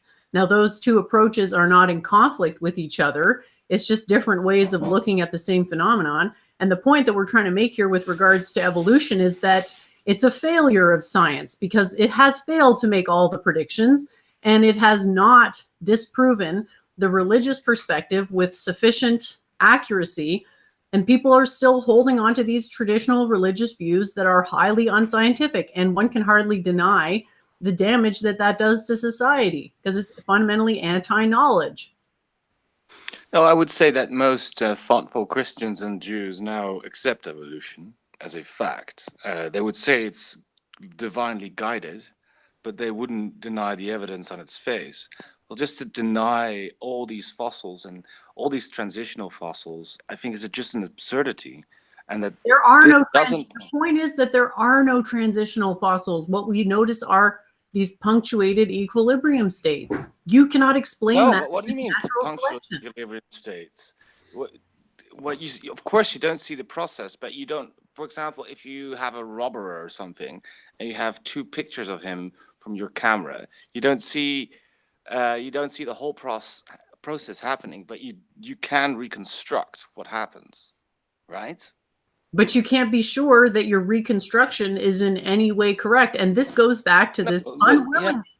No, but you can't know anything for sure. Let me finish. There's an unwillingness for people to take into account the role that quantum mechanics plays in how physical processes take place. I'm going to take a 5-minute break. I'll be back in like 5 minutes. Okay, thanks, Doovid. Okay. So basically, but I don't know how quantum mechanics has a bearing on the question of evolution. Yeah, exactly. You don't know. And this is largely because modern science has failed to assimilate the teachings of quantum mechanics into its modelizations. It's not your fault, but you do have to, at some point, take a step back and say, okay, well, what the evidence supports is that everything is wave-like fundamentally. Wave mechanics is quantum mechanics. And so a quantum type model will be more likely to make the predictions that we observe. And so really, go ahead. Yeah, but even if I would concede that point, it doesn't mean there can't be any other explanation why, for example, wave-like particles, whatever, can't coexist with an evolutionary view of the world. Right, but the issue here is, does the model make all of the predictions? And evolution via natural selection makes some predictions, but then there are other observed phenomena that actually contradict it. So do you understand? Yeah, but give me an example. For example, I thought that your example about this this idea that you don't see all the transitions is not a very good example, because in any other science, like I studied history, that like we have to deal with fragments, and that's how we reconstruct reality. It's not like we know everything that happened, but you can conclude on fragmentary evidence what actually happened. Okay, so this is kind of making the same mistake that Claire Kaw makes. So you're failing to distinguish between sometimes we can't observe what we expect, and we've literally never observed these transitional species. The entire record is punctuated equilibrium. There is zero evidence that these transitional species even existed at any point. And so it seems like it's quite the leap of faith to then infer that there must have been some continuous deformation that for some reason we can't observe literally anywhere. It seems to be something foundationally wrong with the theory. No, because I reject your whole point that these, how would you say, transitions. For example, would you say that Homo erectus, right? The fossils of Homo erectus, are they a transitional fossil, or are they this part of this what was it, punctual equilibrium? Okay, so imagine we have Homo erectus, right? So what came before Homo erectus? So, well, what we know is that that I think is Homo habilis or something. So the question I have for you is, what happened between those two states? Yeah, but we can also, with that, I mean, we can conclude that there was something in between. How? Because we see the transition from one to another, and then you reconstruct, and then you make assumptions. Right. So you're assuming that the operating mechanism is classical physics, i.e. that there can be a continuous deformation. And what I'm saying is that the dominant mechanism behind life is quantum mechanical. And so what you should expect to see are spontaneous state transitions between disparate states, not continuous deformations. Oh, but that's because of your axiom. So because of this quantum theory, that's why we can't see it. But because I don't agree with you on this axiom, how can we work this out? Well, we have to go through our axioms and decide which axioms are more scientifically validated. But can't we just separate this now from the quantum reality for a bit? It's not You don't have. It's not possible because everything is fundamentally wave-like. I can literally prove that to you using matter waves. Yeah, but then still, if it's fundamentally wave-like, that doesn't follow that evolution is not true. I don't see how it has to do with each other. Like, well, you have to understand. First of all, you have to understand the philosophical differences between classical and quantum mechanics. So, are you aware of what the philosophical dichotomy is between those two schools? No. All right. So, classical mechanics, that is the axiomatic belief that systems can be modeled by collections of point particles, i.e., if something is changing from one state to another, there will be a continuous deformation between those states. So, for example, if you get up in the morning and walk into the kitchen, right? You have passed through every point between your bed and the kitchen. It's not like you just get out of bed and then you disappear and spontaneously rematerialize in the kitchen, right? That never happens. Do you accept that? Sorry, repeat it again. I was just smoking. Sorry.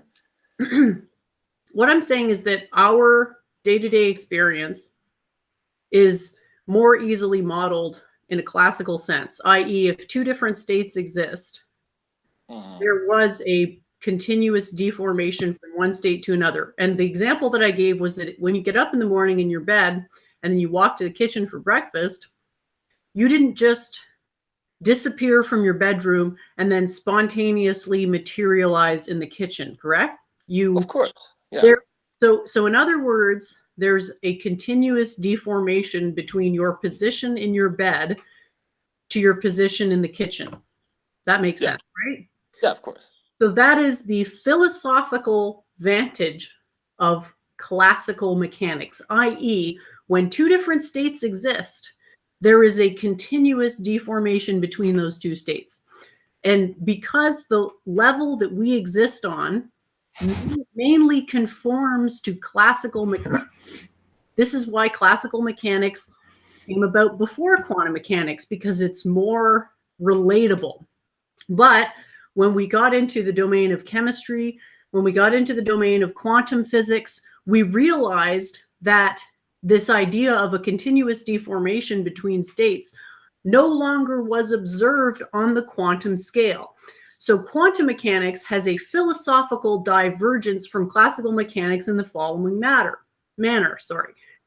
When two states which are adjacent exist, the transition between those states is stepwise, i.e., there exists no continuous deformation between the two states. So I can give you a good example here. Now, I'm guessing you know what the periodic table is. Yeah, I think you've explained that. Yeah. We don't have to go into the three-dimensional array. You can just imagine the periodic table. You understand that it's a set of all the elements that exist, right? And it's ordered. Mm-hmm. It's ordered in terms of how much mass they have. Yeah. So we start with hydrogen, and then the next one is helium.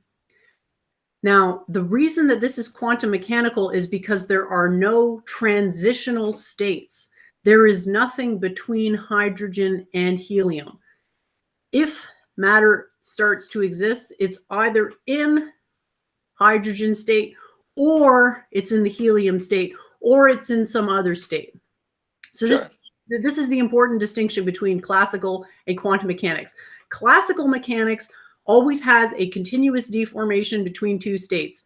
Quantum mechanics does not have a continuous deformation between states. They go stepwise from one to the next. And the most obvious proof of that is the periodic table itself, because hydrogen and helium, although they're adjacent energetic states, they are vastly different in their qualities. So hydrogen is highly reactive, helium is not. Yeah, but my problem with this is also what makes you say that things in the micro world will reflect things in the broader, like bigger macro world? Well, I just give you an example that they don't. At least superficially, they don't. The macro world is a continuous deformation world, and the micro world is a spontaneous transition. Mm-hmm. So the question is, out of those two philosophical approaches, which mechanism dominates when you're talking about things like evolution of species. And what I'm saying is, even though we live on a scale that feels classical, deformations are always continuous on our scale. This is actually a defect in our own capacity to perceive the material world. This does not actually represent how the material world functions on a fundamental level.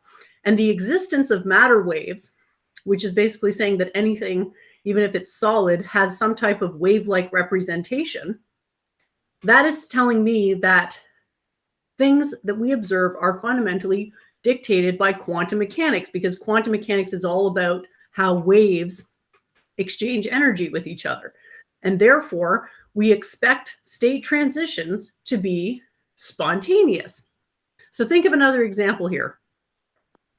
Have you ever changed your mind? Of course. Did that take a long time, or did it happen in the blink of an eye? Over stages. Stages, right? So you had spontaneous state transitions. Yeah, but you could say the same for evolution. So a mutation is spontaneous and it's quite quickly, but the process of eliminating, let's say, the less functional creatures is gradual. Then why do we observe punctuated equilibrium and not continuous deformation? Because I said the fossil record, that there are only like so many, like just an infantile, like small percentage of actual bones get fossilized. So it's very logical that we don't see them. Well, we've observed how many Homo erectus? Hundreds? Yeah, a couple of hundreds. But and some of them had deformations, but you have to see that only a very small percentage of these changes will be actually turn out to be advantageous. So even there, even if you have a lot of deformities, most of the time they're not functional and they die out. Okay, there's a difference between a deformity and just standard phenotypic variations, right? Like the female of the species will probably have a smaller skull, etc. What you're talking about is a general class of species here. So you have a bunch of these fossils of Homo erectus, bunch of fossils of, what was it, Homo habilis? Is that what you called it? Mm-hmm. Yeah. Yet nothing in between.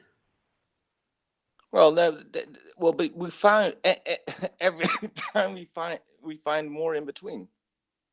So the fossil record used to be much more fragmentary than it is now, and what anti-evolutionists always say, well, give me the transitional fossil. Then we find another transitional fossil, and then they say, no, but we want the new one. We want a new transitional fossil in between those two. So it's like an ever-ending escapism of not being willing to be falsified.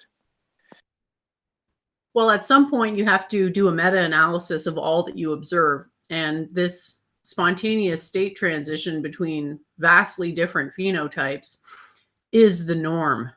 The continuous transition arguably has never been observed.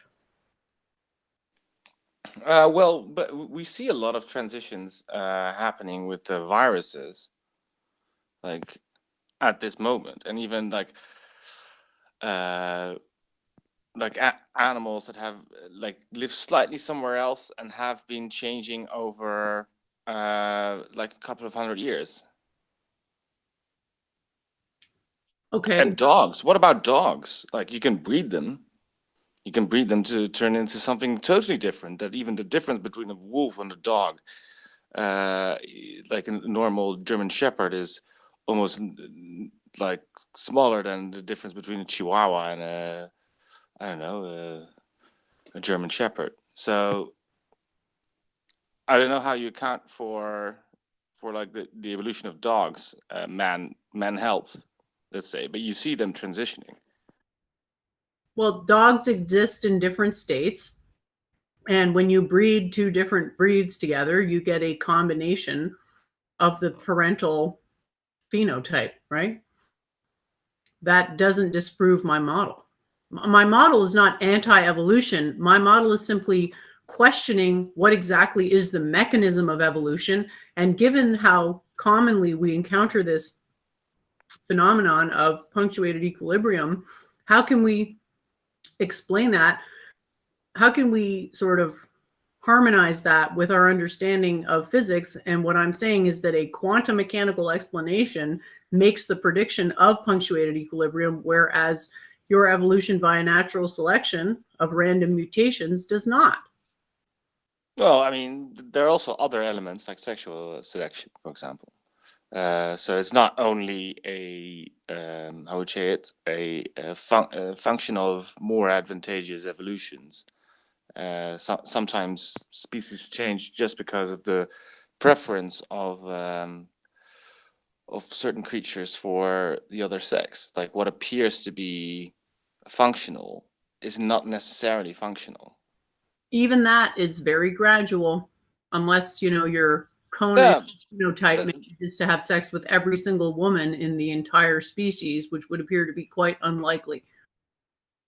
yeah, but I haven't said that it isn't a gradual process. It is a gradual process. But the evidence supports that it's not a gradual process. How do you mean? The evidence doesn't say much about it. The evidence just gives us fragmentary evidence of certain transitions in between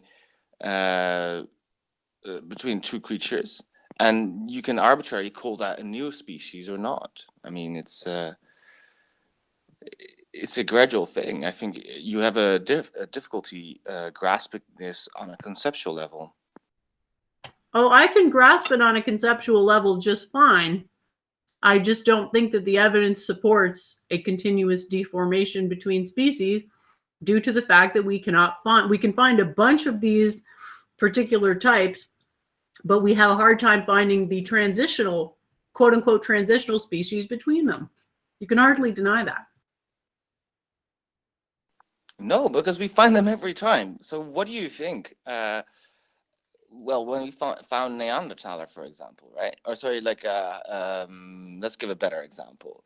So when we found it's like shit, I've been like losing track of all the different kinds of homos that they were. Well, for example, I think Homo ergaster was before Homo erectus. So in between Australopithecus africanus and Homo erectus, first we didn't find any fossil, and then we found Homo ergaster. So how do you explain that then? Is that not a transitional fossil? And what if we find that fossil? Are you not going to say, I want another fossil? I mean, that's a strange way of arguing, and you wouldn't argue this in any other context. So if we have a historical document that says something like then this happened, and we don't have any like document that says like well, let me phrase it another way. So if we have a document that says that somebody went to the shop, and then we have another document that says somebody came back from the shop, like it's quite illogical that he went like on a path to the shop and went back, even though we don't have any evidence for him actually making that walk, right? Yeah, I totally get what it is that you're saying. You're using a classical mechanic philosophy to come to the conclusion about continuous deformation. And what I'm saying is that consciousness is dominated by quantum mechanics, and quantum mechanical transitions are spontaneous between states, i.e., there is no intermediary system. So I know that's hard to understand, but this is just part of the challenge of getting past the bias of being on the macro scale and experiencing things as largely continuous. So I've pulled up a diagram of a summary of the fossil record. So what do you notice about this What do you notice about this diagram? It's too small for me to really see. I'm on my phone. Okay, so I've shared it on the screen now. Maybe that makes it a little bit easier to see. Can you see it at all? Well, I just see it's just very small. So I'm on Google Hangouts, and I can't access my computer. So I just all these things are very small. So I don't know what you identify. Like I can't read the text. Well, you don't even need to look at the text. What you want to do is look at these branch points. Mm-hmm. So you notice how things don't really change for a while, and then there's a leap, and then they don't really change for a while, and then there's a leap, and then Mm-hmm. they change for a while, and then there's a leap. That suggests that the underlying mechanism dominating these transformations is quantum mechanical, not classical mechanical, as evolution via natural selection would suggest. Well, evolution. No, I don't say so, because I mean, at some point, change can be really fast. So especially like a near extinction. Why? Can make the change very, very quickly. Why? Well, why? Because there's a certain deformation. Then a lot of other creatures die. Then it has a chance to, how would you say, like the surviving part has a, like, with that advantageous advantageous shit, I'm so tired, with that advantageous gene, let's say, will have more of a chance to like outbreed the other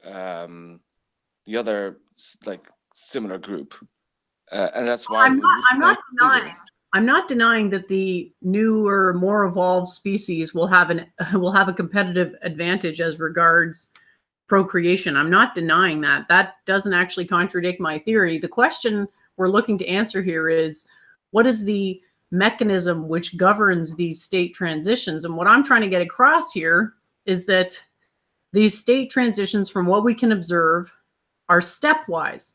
They aren't continuous.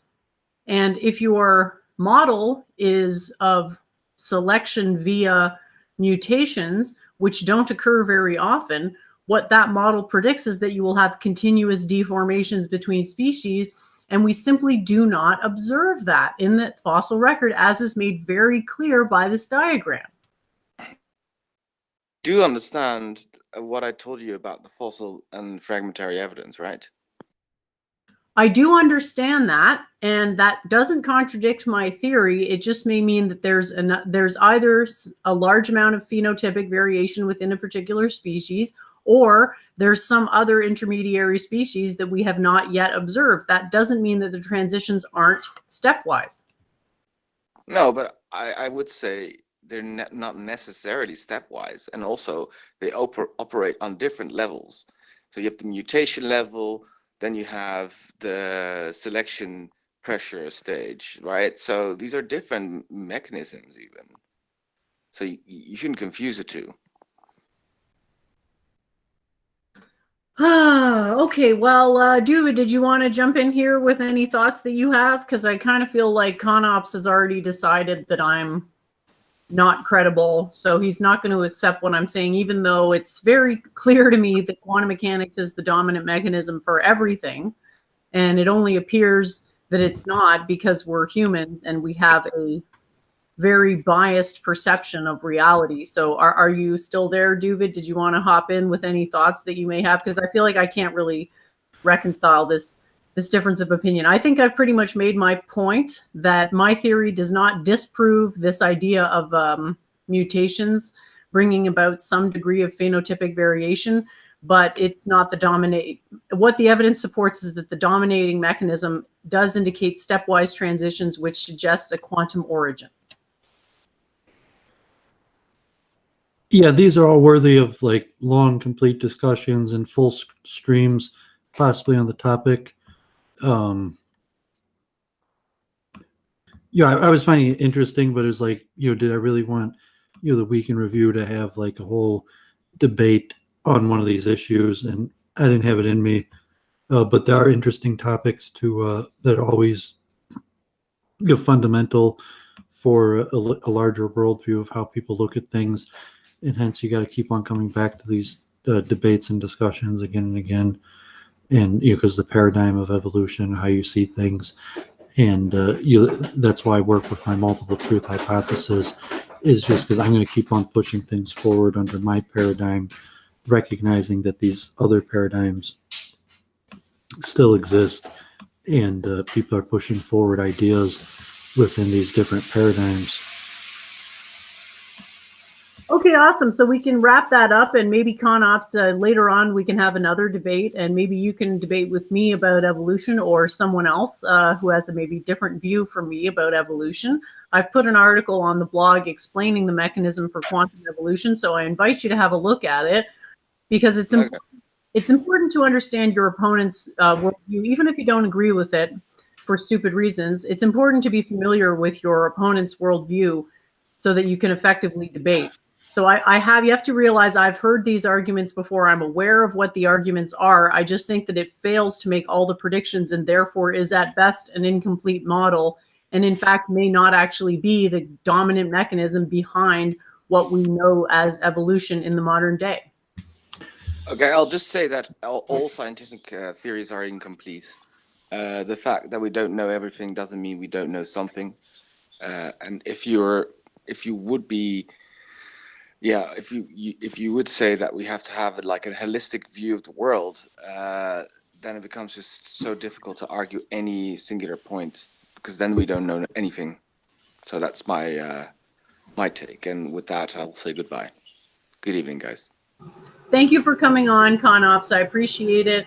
It is an important conversation to have. I hope that in the future, more people will familiarize themselves with the different viewpoints out there, because there are several alternative hypotheses, including this punctuated equilibrium model. I'm not sure if there's actually an underlying model for how punctuated equilibrium works. I'll have to look into it more deeply. But I think that my quantum evolution model does make all the predictions. And it is quite useful, because without taking into account these quantum effects, we're not going to be able to contextualize why all that we observe are spontaneous state transitions between species rather than continuous deformations. And this really goes to the heart of the philosophical divergence between what is known as classical and quantum mechanics. So this is something that people should look into on their own. They should read up on what other people have said. Don't just take my word for it. Try to get an understanding of. You don't need to focus so much on the mathematics. You just need to focus on the philosophy.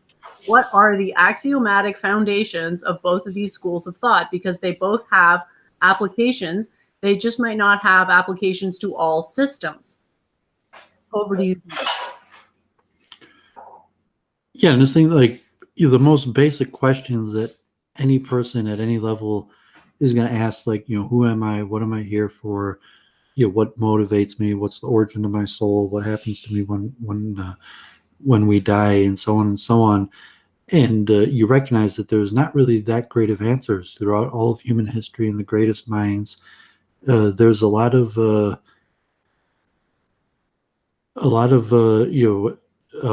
uncertainty about the answers to these most basic questions. Hence, philosophy and theology, and people recognize, once they recognize the questions are important and try to go about solving it, explaining things and how the material world works, is extremely difficult. You have science and chemistry and biology, and they're very useful and all worthy of study.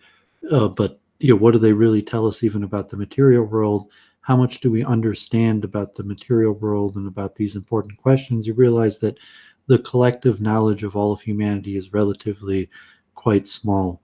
And I was playing a bunch of chess this week, and at this point, the higher level competition, you got to memorize a lot of openings. There, variations, and it's really thousands, tens of thousands of patterns. And the top players will do it, demonstrate in their play that they've memorized and recognized these patterns.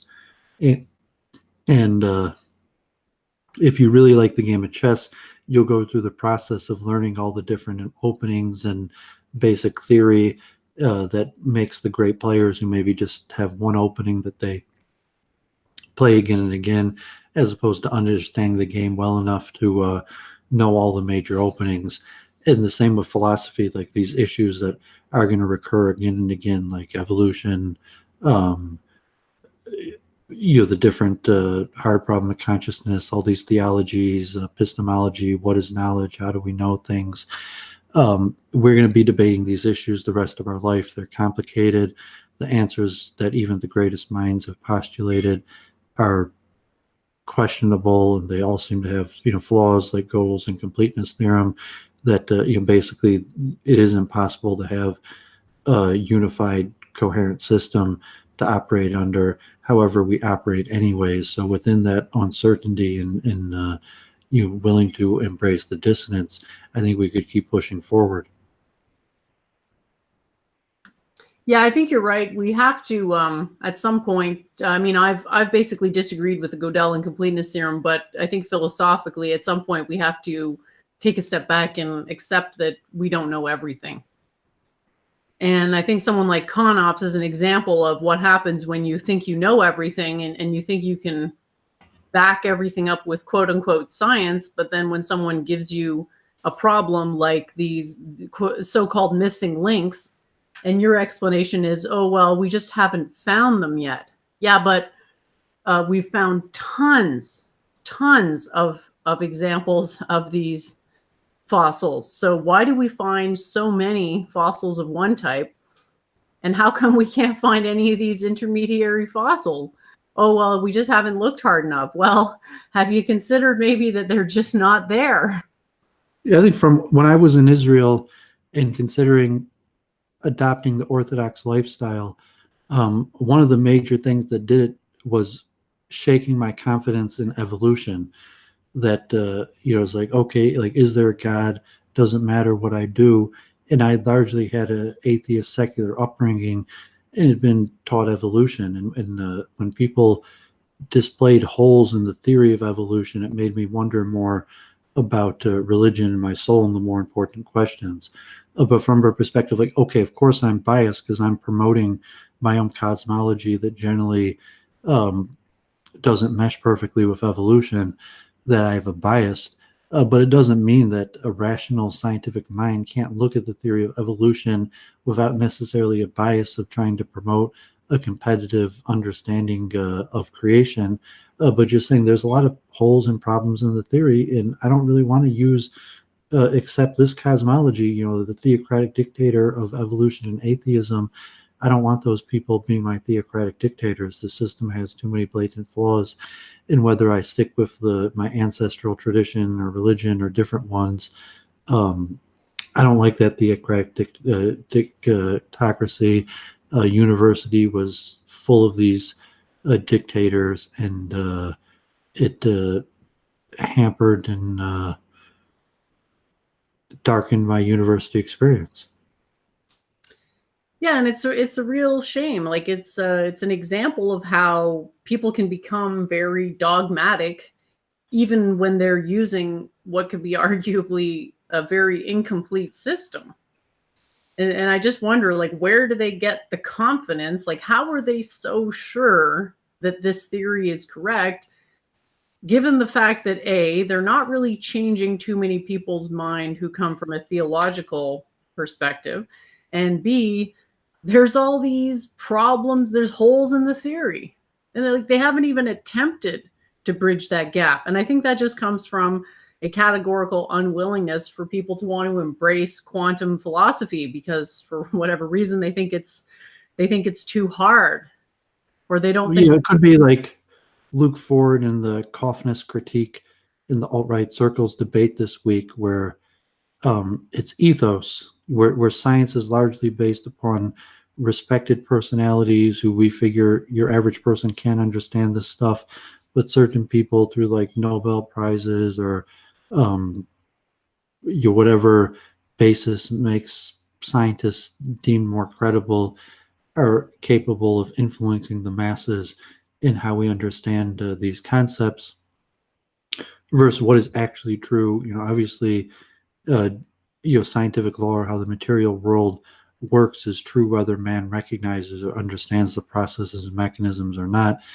And it's a whole philosophy that how you know what you know is an extremely difficult philosophy and questions a lot of people don't even ask. But when you get to more intrinsic details of these questions like quantum mind consciousness, hard problem of consciousness, these things become very important where if you were just an engineer or a biologist, a chemist, physicist, you may not have needed to delve that deeply into epistemology, ontology, philosophy of science to just understand your field, make the calculation, understand the phenomenon without really delving into these deep philosophical issues of how do you really know what you know.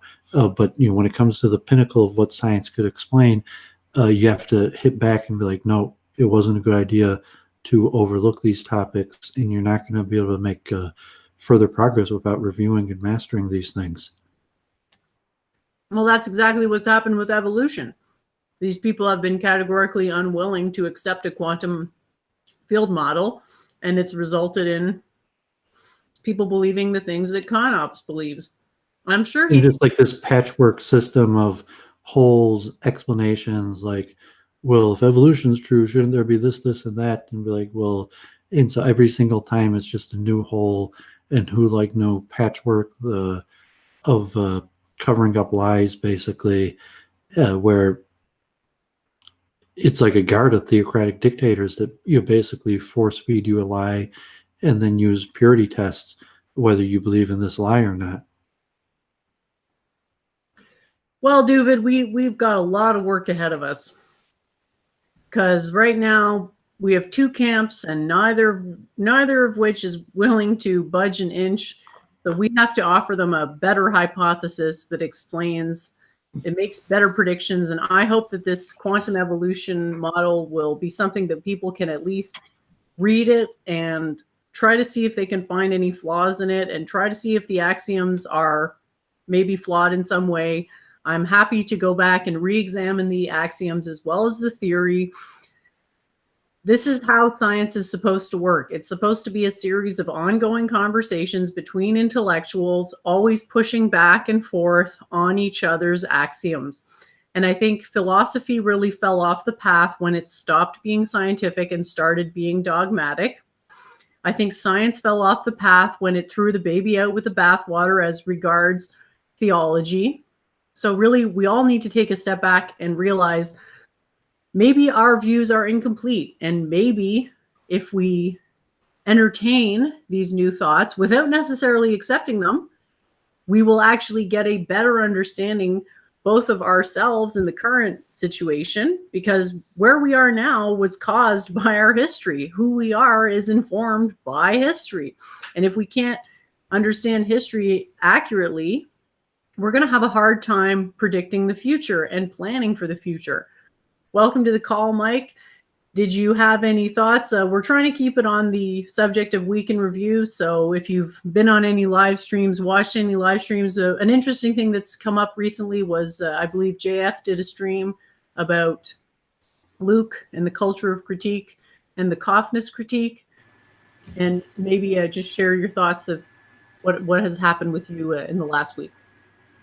Yeah, sure. How are you two doing? I was on Luke's stream. Unfortunately, I haven't read the culture critique.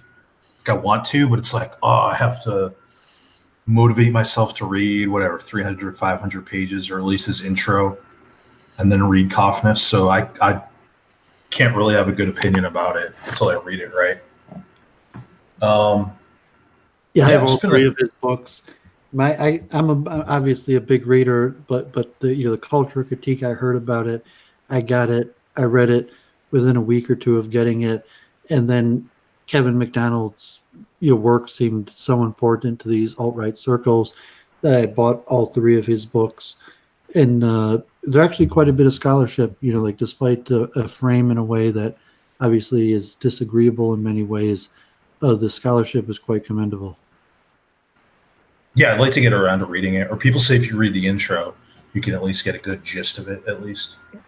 So, these things like the Frankfurt School or something, you may not realize. Me and Jen were talking about the current state of karma in a totality that's very difficult to calculate, like all the different historical forces that are causing society to be the way it is, and things like the Frankfurt School and Freud and I never really heard too much about the Frankfurt School, but then you look at it and be like, yeah, those ideas from that group of sociologists, anthropologists, changed the world, changed the way people look at things, changed the way people understand social science. Right. Yeah. Definitely. Cultural relativism, you're saying wasn't always there, and somehow a group of people, you were able to spread these ideas of cultural relativism and take over the university system by training the greatest psychologists and anthropologists and social scientists, so that almost all of the leading people across the world in all universities are students of these schools of thought. Yeah, they're probably as influential as the Freudian school of psychology, I would argue. Possibly even more. 'Cause, I mean, psychology became a wider field, and Freud's influence has been lessened, as opposed to anthropology. It could be concepts like cultural relativism, disproportionately dominate social sciences even more than Freud dominates psychology, because the behaviorist school still remains strong. Like even though like behavioralism is generally kind of frowned upon because it's just such a negative way of looking at the world. It just kind of like shock treatment and conditioning for how humankind functions. Although there's always a turn back to that kind of behaviorist mechanistic explanation of the anti-Freudian schools, as I think in the other social sciences, they're not as strong of a pushback to these cultural relativistic ideas. Yeah, so just to summarize these ideas really quickly, because I admit I haven't read either of them, but McDonald's thesis is basically that the behavioral pathologies of Jewish people represent a group evolutionary strategy. Well, I'd say there's two different things. There's multiple different things going at the same time. So Kevin McDonald's a scholar in evolutionary psychology, and within evolutionary psychology, there's what's called group evolutionary behavior, where they postulate that groups of people, tribes of people, evolve certain behaviors as a evolving strategy. And anthropology basically works with that principle, where you assume that culture comes to explain behavior that was selected for. So like people, gathered around a fire and did something, certain rituals, and the religion later came to describe what was some form of natural evolving rituals. And as opposed to the religion being revealed, that the religion, as they say in linguistics or politics, that they're descriptive, not prescriptive. It wasn't that sages came and prescribed the religion. People just came and described what people were already doing, and those canonizations of the rituals of how our ancestors interacted eventually became religion. Yeah, that's an interesting dichotomy. So basically McDonald's position is that Jews criticize things a lot. Is that the idea?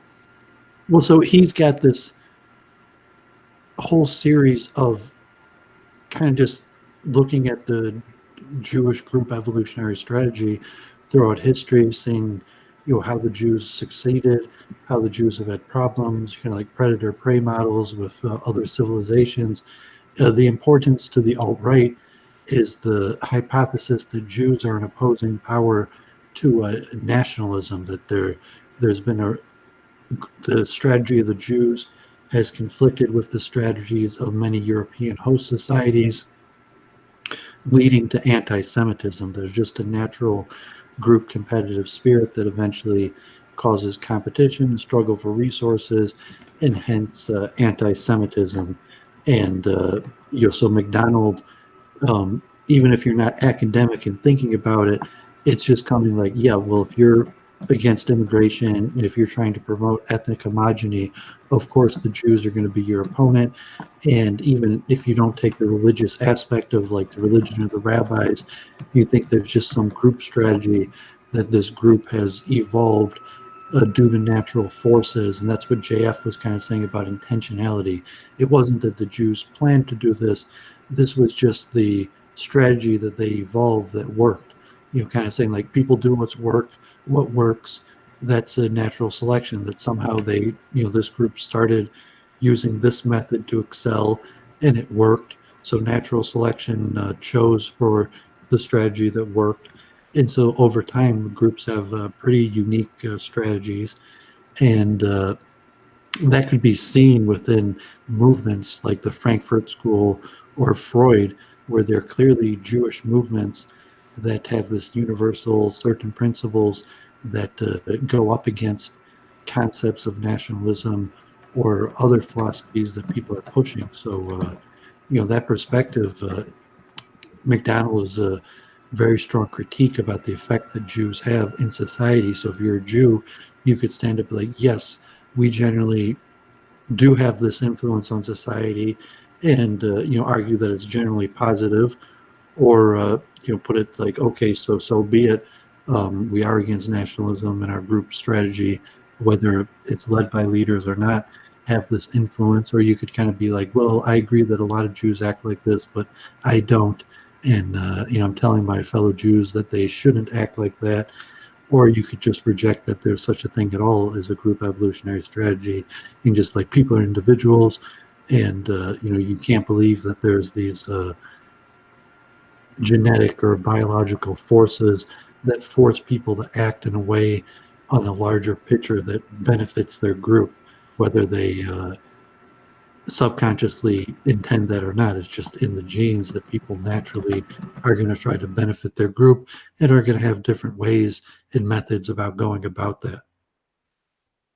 So what is Coffness's position? Is he actually refuting McDonald's position, or is he tacitly accepting it and taking the position that the good that Jews bring to society basically outweighs the bad? I think he's trying to kind of like defeat and deflect the paper completely. So he's kind of saying like the question's not a good question, the answer's not a good answer, the paper shouldn't have even been written. And so he's trying to say that McDonald isn't even worthy scholarship of responding to. So he's not really tackling the question. And so he talks about an alternative hypothesis. He's saying like, so he's going to question McDonald is, are you sure the Jews are having as much of an influence on society as you say they are? Are you sure that these leftist movements are really dominated by Jews? And if they are dominated by Jews, are you sure that that's an adaptive strategy that somehow is underpinning the actions of the larger Jewish people? And I don't think Coffness really hits it at that. I think he's more dealing with side issues than hitting the central thesis. That it's unclear as Coffness saying that he's rejecting the concept that there could be a group evolutionary strategy, and pushing leftist movements could be part of the Jewish strategy, or is he? So it's unclear exactly what he's arguing at. So because I think he's trying to just discredit McDonald completely and show that it's like not real scholarship. So I in that respect, I think Coffness is off. He doesn't seriously tackle the issue at hand, and then he goes big into like IQ and the alternative hypothesis about trying to explain the effect that Jews have on society because we're urban people or have a higher IQ or whatever. And so to me, Coffness was just a deflection. He never, like it was a critique on some of the scholarship. But I'm more on the side of McDonald, that I think he did more research and is saying more useful points than Coffness. Coffness is just coming out and just trying like, don't read this junk, it's bad, and pointing out all the flaws without really taking the larger issue and struggling with it. Yeah, well, if all he's doing is criticizing and providing anecdotal quote counter evidence, doesn't that actually support McDonald's thesis, because he's embodying this culture of critique in his writing? Yeah, so that's what a lot of people are saying. So, Luke is trying to back like Coughness, defeated him. He's like Oxford, and he doesn't have to debate these alt-right second tier people who you're, so to say, the public experts on the field. And within the scientific community, I guess it's not too much of an issue like this, that people are going to be debating Jewish group evolutionary strategy. It's unclear in the scientists, what the direction of that research is and whether scientists at large have embraced group evolutionary strategy or not, and how pressing of a field of research it is that you'd have a whole bunch of different people looking at it. I found the idea of group evolutionary strategy very powerful as a thought experiment and for an anthropological tool where you could look at, Judaism, but any tribal religion, and look at it and say, like, well, people came up adaptably with a way of life that was successful, and whatever, if it was through mutation or randomness, that they landed upon certain rituals that they were able to gather around the performance of these rituals, that you say, okay, it was evolutionary adapted, that different groups came to different mechanisms of strengthening their society, and all basic societies evolve religion, and whether the religion comes down from some sort of spirit revelation or whether it's kind of pre-programmed in through evolutionary means of trial and error, was going to lead to that same system anyways. And so that's an example. I disagree with that interpretation of our origins and history and in the assessment of humanity based on the evolutionary understanding.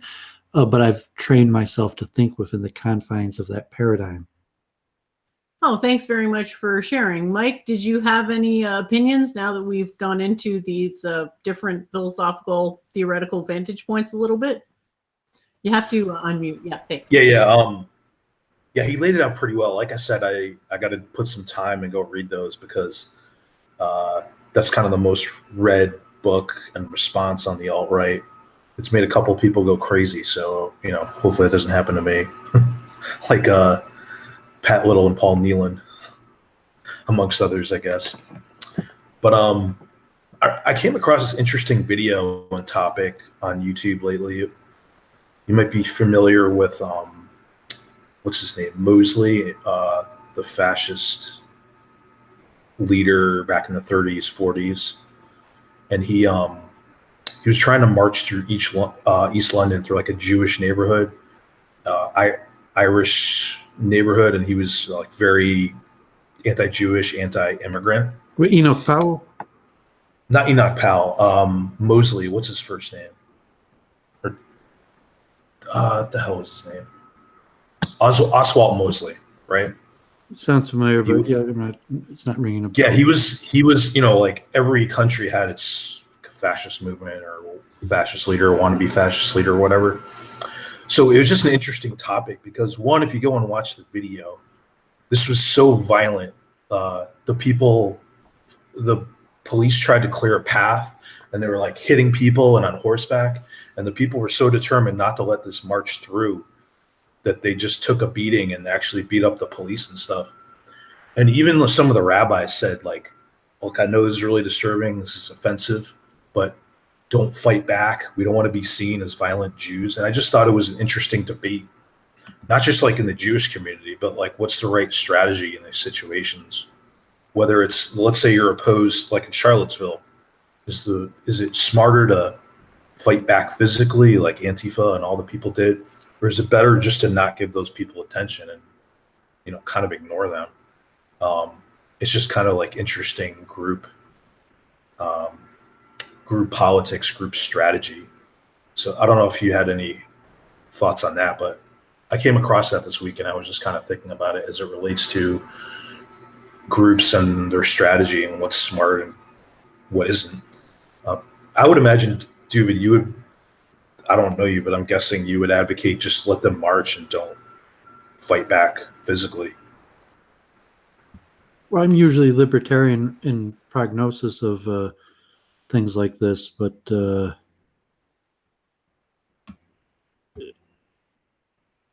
Yeah, I'd be more a student than a participator, and try to understand things through greater forces. That there's these greater forces that are pushing these movements, and what people get involved or their participation level in those movements is largely a recognition of these greater forces. So there's the perspective of a given person in their story of how they get caught up in whatever movement they do, and then there's the greater forces, and it goes back to this understanding the current state of karma to understand how we're in this predicament that we're in, and that requires basically a thorough understanding of history and science and all these important issues that would give us a feel for what caused the current state of affairs to be.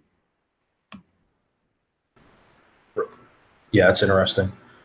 I just find these arguments as to like what the most effective approach politically in different groups is interesting. Um, I go on some of these Wignet streams, which I find interesting. And one of the big debates they're having is it more, I don't know if it's a debate, but is it better to unmask yourself in public and like risk being doxxed, or is it better to be hidden and not allow that to happen? And there was like some big spat between a couple guys, and like the majority of the Wignats on the other side uh, think it's better to be hidden. But I just found that to be an interesting example of arguing about strategy and what makes the most sense. Well, you see people have accepted their lot. So whatever this greater force of nationalism, you say, well, there's probably going to be some people in favor of nationalism and supporting the nationalism camp, and so they have the issues that they're struggling with, and if their ideas are like, okay, unfortunately our ideas require us to be hidden, and so if you're not going to re-examine, you're going to accept, okay, there's something about my ideas that require me to be hidden, but you're not going to change your ideas, then yeah, you have to just deal with it and do the best with the situation they're in. So if that's their situation where they're like, like, okay, they think they're racist, God forbid, and they're not going to change on that, and therefore they can't reveal their identity because there's risk to them that if people knew they held these beliefs, it could cause negative repercussions to them. And so obviously they're going to have a group adaptive strategy for the situation that they find themselves in. That's just saying that, like, that's the nature of natural selection, is people find a way to adapt to the condition that they're in, no matter what the condition that they're in.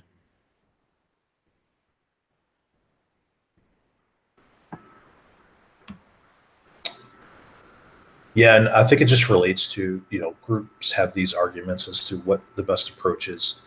Although I was talking to Church of E earlier about, I think the majority of Jewish people were in favor, at least after it was established in the state of Israel. But there's a lot of people, either for religious reasons or just political reasons, why they thought establishing a Zionist state was not a smart approach, based upon, well, a number of reasons. They thought you go from being a minority group to having your own country, and then the politics are totally different, and people see it as disadvantageous. That was kind of the point I was trying to make to her.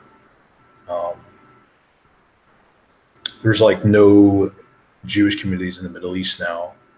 I mean, partly because of the establishment of Israel, like they wanted the Jews to move there, the backlash from establishing the state of Israel. So it's just that's kind of what I was getting at on the Luke Ford stream, Church. Yeah, I mean, these are well-known topics to people who have investigated them, and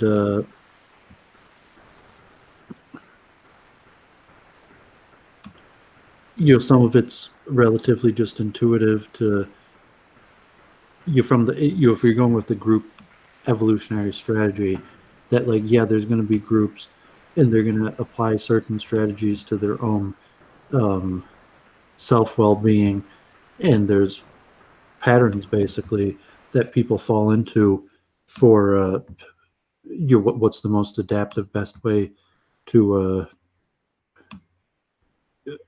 to co-evolve.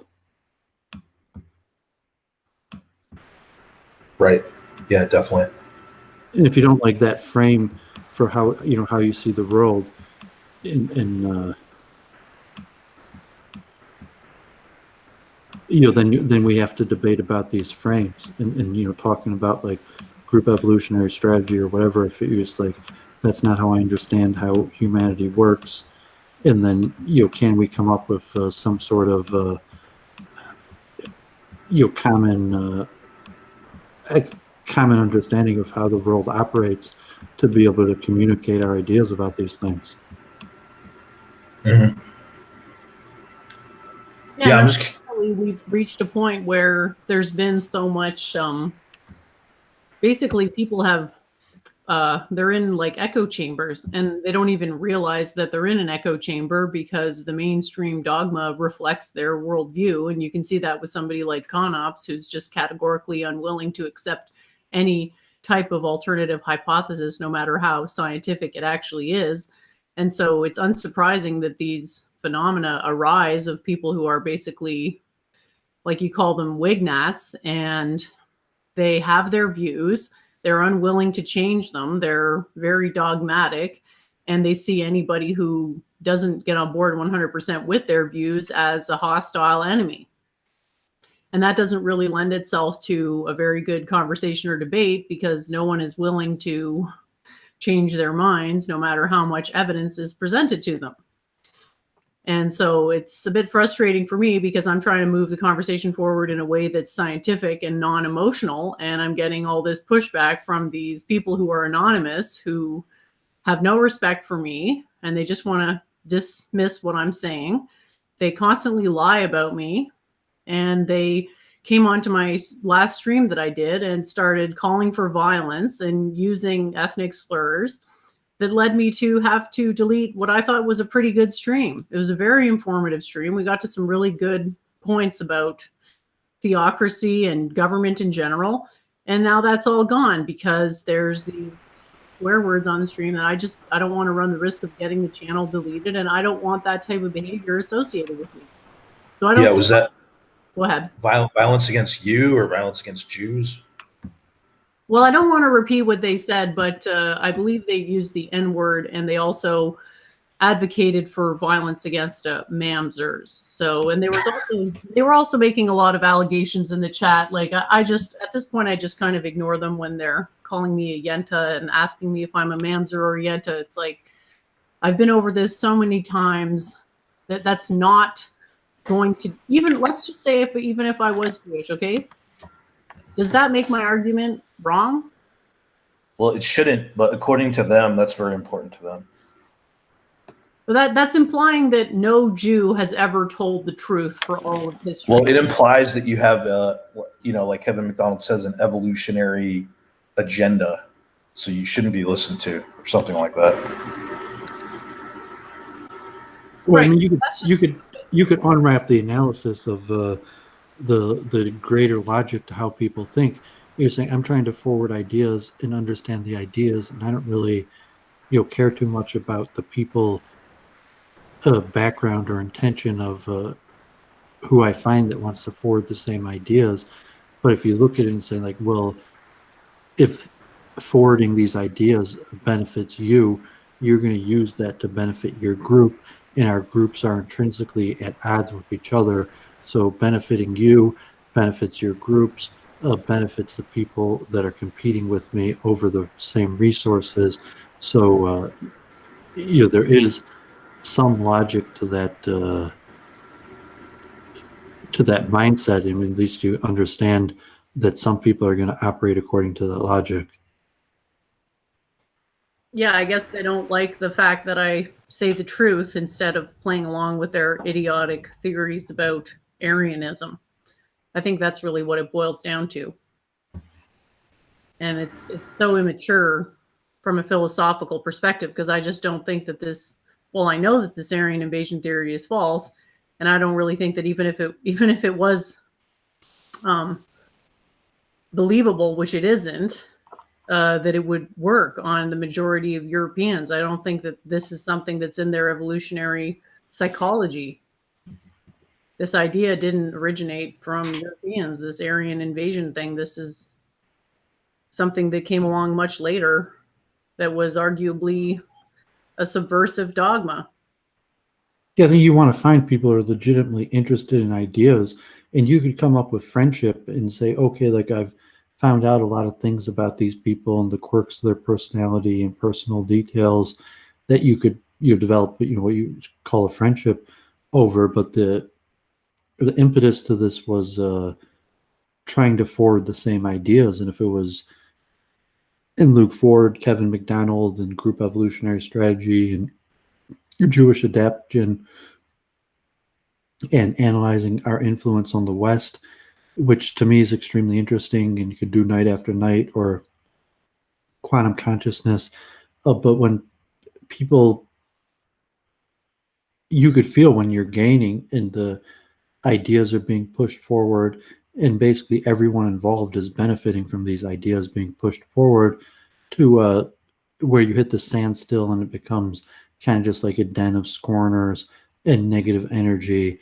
And there's that transition level where anytime a good productive relationship could have the danger of falling into this den of scorners and just negative energy where everyone's being zapped of energy for no benefit.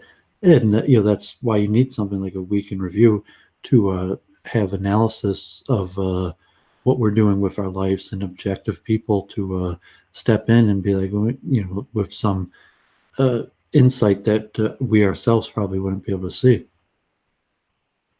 Yeah, if you'd like, I could go to my next article that I wanted to cover before we wrap it up here. We can talk about panpsychism and how that kind of ties together all these different ideas about whether the universe is conscious and at what point consciousness is distinct from non-consciousness. So I don't know if you've heard of this idea, Mike, that the universe, the entire cosmos is self-aware. So what do you think, just as an onlooker, do you think that that's a credible theory? I mean, I haven't heard anything about it. The entire, well, you're going to kind of summarize it, I guess. So would you have an insight into your own operation? Because obviously, there is a Mike who operates your own consciousness. So you have some sort of insight about how it operates, and is the thought or your personality, essence of you, do you feel that arises from your physical, or do you feel that that's just tapped into some greater unity force that's everywhere? Or can you appreciate this phenomenon that we're referring to, and then the different possibilities for the origin of this phenomenon that you would be able to use your own experience to say that one explanation or the other jives more with your own personal experience with consciousness?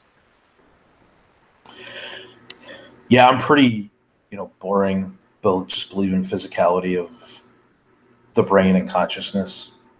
I haven't really put much thought into it or don't read much about it, so I can't really add much, but I'll let you talk about your piece. Mm-hmm. Yeah, I guess my view is that if we start saying to people that the universe is conscious, that basically no one's going to listen to us. So I think it's pretty easy for people to accept that the consciousness that we experience is distinct from our physical bodies, because we kind of feel like consciousness is originating from somewhere in the brain, and that it is unitary, i.e. your personality is indivisible. I think that's pretty easy for people to accept, and that would go into providing evidence to support that the default hypothesis with regards to conscious phenomena is that the mind is a quantum computer. But I think it's a pretty far cry from actually asserting that the universe itself is conscious. If we want to jump from the proto-consciousness idea of Dr. Hameroff to the conclusion that the universe is conscious in the same manner that we are, which would be an anthropomorphic approach, i.e. the universe possesses some type of human personality and that it's able to change its mind, we're going to find a dearth of authoritative evidence capable of supporting this position. Science therefore supports the position that the cosmos are not conscious in the manner that we are. However, there does appear to be some type of transcendent natural geometry. This suggests that all physical scales of the universe are governed by the same underlying physical laws. So I've got a drawing here, or an image that shows the shape of a galaxy as well as the shape of the s orbitals within the quantum periodic table. And you can see how there's a similar shape. It's a bit of a logarithm. So this is what I'm using to bolster the hypothesis that there are underlying laws to how matter arranges itself, but that because the scales manifest those laws in different ways, it's very difficult to actually understand what that underlying law is. So I would say that the correct interpretation of panpsychism is that the potential for consciousness is built into the fabric of the universe. To see why this is, we must derive the phenomenon of consciousness from universal laws, i.e. human consciousness emerges from non-conscious things. Without this, panpsychism, I don't think could take hold. We can't answer the question of whether the universe is conscious unless we define exactly what consciousness is. And this is an issue that's come up in a lot of theological teachings, that they sort of axiomatize consciousness, the mind, and other things that are abstract, but they fail to define them sufficiently accurately so that you can actually take those formulations and turn them into workable scientific models. Given the simplicity of a single electron, it's hard to imagine how it could possibly share any attributes with our human consciousness. Let's establish the similarities between electrons and subjective human consciousness to see the link to panpsychism. We can say that electrons are indivisible. They're quantum. They are the quantum of motive electropotential. That means that they can move around, and they do move around whenever chemical reactions happen. Human consciousness is also indivisible. It is a quantum of human consciousness. The states of these quantum fields are measured through quantum state reduction. These are the qualitative similarities between the electron and the human consciousness. The computational link between these phenomena is that both are governed by the measurement limit. And this tells us that each order of volumetric magnitude has a limit of 3 + 1 space-time measurements. This manner in which this law predicts that the periodic table will have 118 elements and that we exist in a 3 space-like and 1 time-like reality will next be expounded. So now we can look at how the periodic table, and that's a good starting point to establishing the measurement limit. You have to understand theoretically, if not intuitively, that space and time are not independent. Even on our scale, space is not truly independent of time. Consider the days repeat cyclically on the order of 24 hours. Seasons repeat cyclically on the order of 365 days or 1 year. Thus, space and time cannot be absolutely independent, even though by and large they feel that way. So this is sort of going to this problem that humans have with understanding fundamental natural laws, is because human consciousness is biased. We don't really perceive the universe as it truly is. We perceive it in a way that enables us to survive. And that's why I keep coming back to this idea that as humans, we have 2 motivations in our consciousness. One is a motivation for survival, which may not have anything to do with truth. And the other one is a motivation for truth, because on some level, the better we understand objective truth, the more likely we can survive. So we first posit that the entanglement of space-time exists on a continuum between maximally entangled on the microscale limit and maximally disentangled or independent on the macroscale limit. Our human scale is about 1 meter, or 38% up the size scale. So this is how I look at the universe, is as a continuum between the micro and the macro, and humans are about here. So we can say that space and time are somewhat entangled on our scale. And the evidence for that is that days and years, etc., cycle. We acknowledge that space and time appear independent to us. However, fundamental physical laws are often counterintuitive.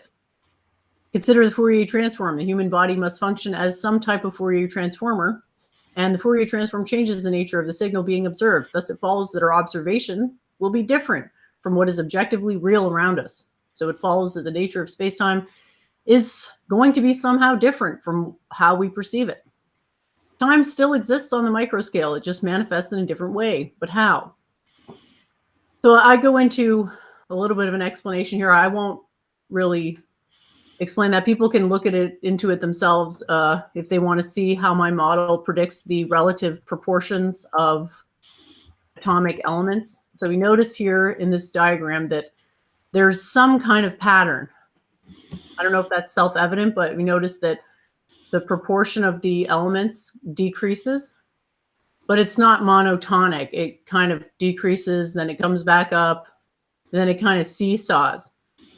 So by taking into account the mass and the electricity within atoms, my model predicts why you get this general trend towards higher numbered elements being less common, but also the seesawing effect of relative reactivities. So we can see in the periodic table that the relative abundance of each element confirms the prediction that both massive and electronic arrays predict relative abundances. So I go into that quite a bit.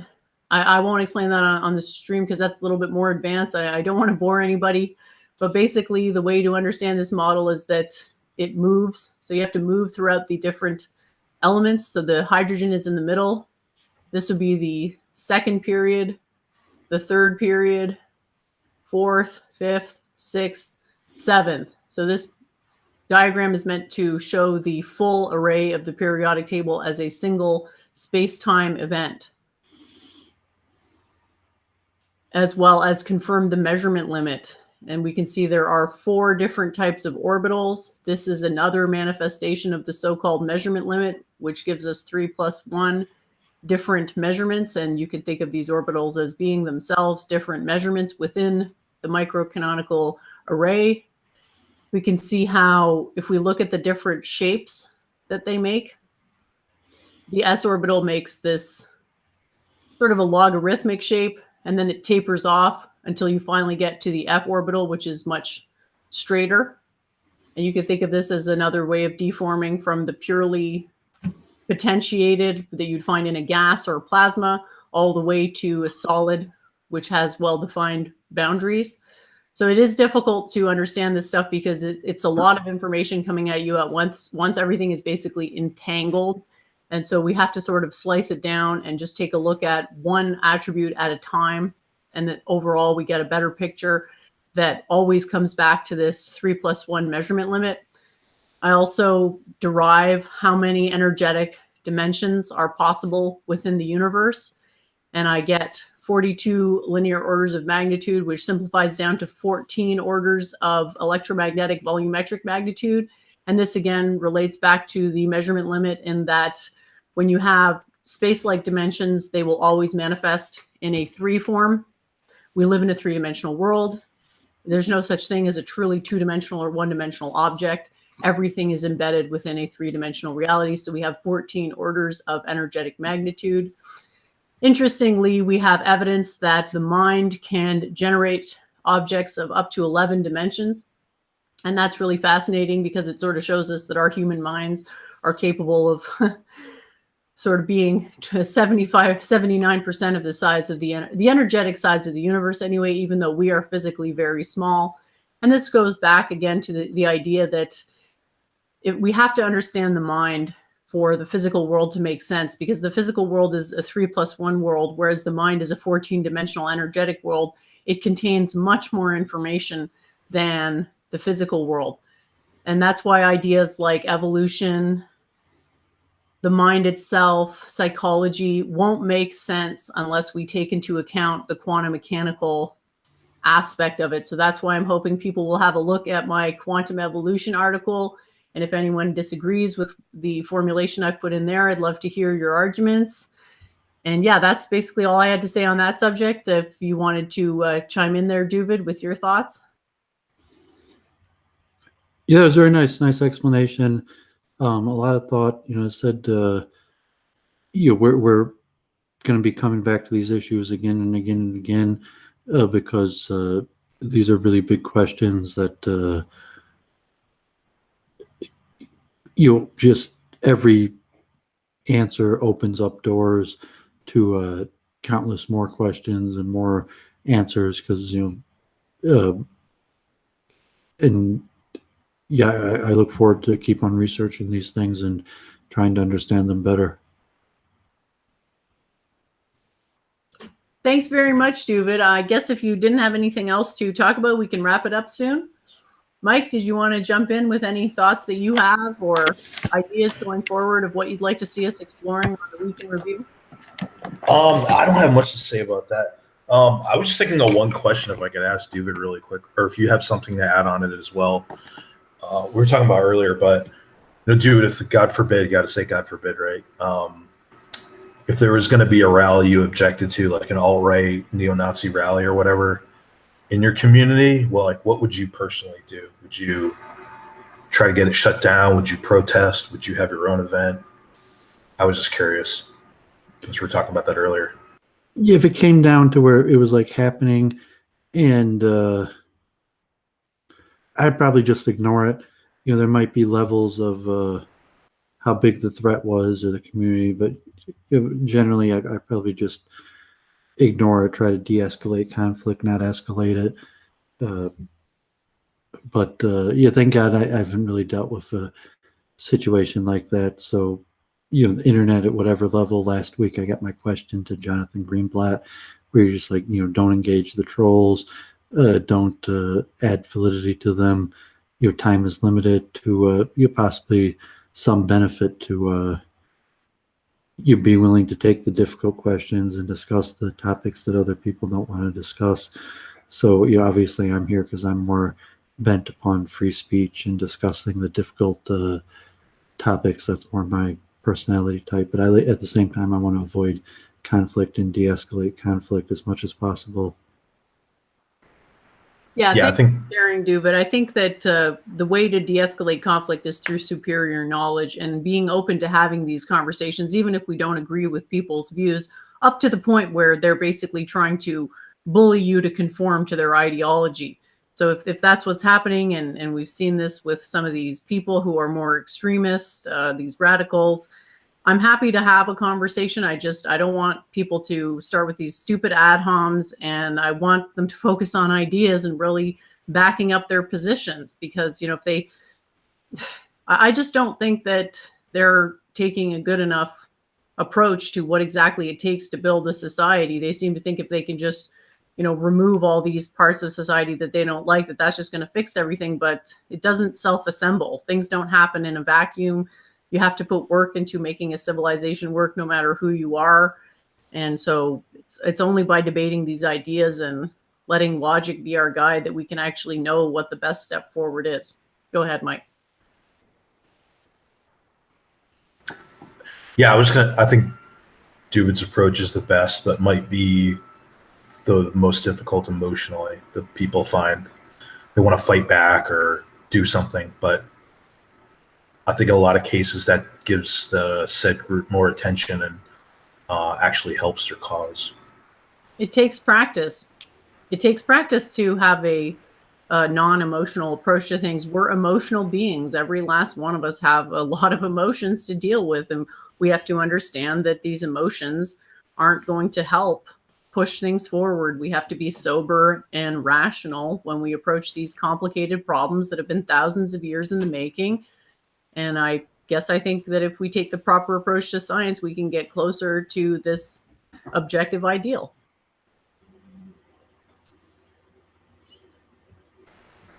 Mm-hmm. Yeah. At the same time, I still think it's debatable, because a lot of times on these college campuses, people put up enough of a fuss and they shut people down. Whether that's good, bad, like you could argue that it works. I don't know. Yeah, you think there's all the different possible strategies that different groups might use towards their cause, and presumably, in the larger society with the millions of people, almost all those strategies are at play, and as they work better, people will do it. There'll be cultural appropriation that, if one culture uses some strategy and it works, it'll eventually migrate to all cultures. And just a mechanism. I think Jennifer postulated a truth mechanism. Freud, you have a survival mechanism and a reproduction mechanism from the material body. It's doubtful that there's any truth mechanism that arises from the physical. If there is a strive towards truth, that's likely to be a non-physical component, that the human body of the major reproductive and survival mechanisms, neither one of those care about truth and are more than happy to neglect and ignore truth. So the greater being who strives for truth has to have a basis for that truth as equanimity between mind, body, and spirit, and the difficult questions: what's the origin of truth? What's the nature of truth? So you have to be a philosopher even to be a low-level functioning being, because how could you function in the world if you don't understand these concepts that are necessary?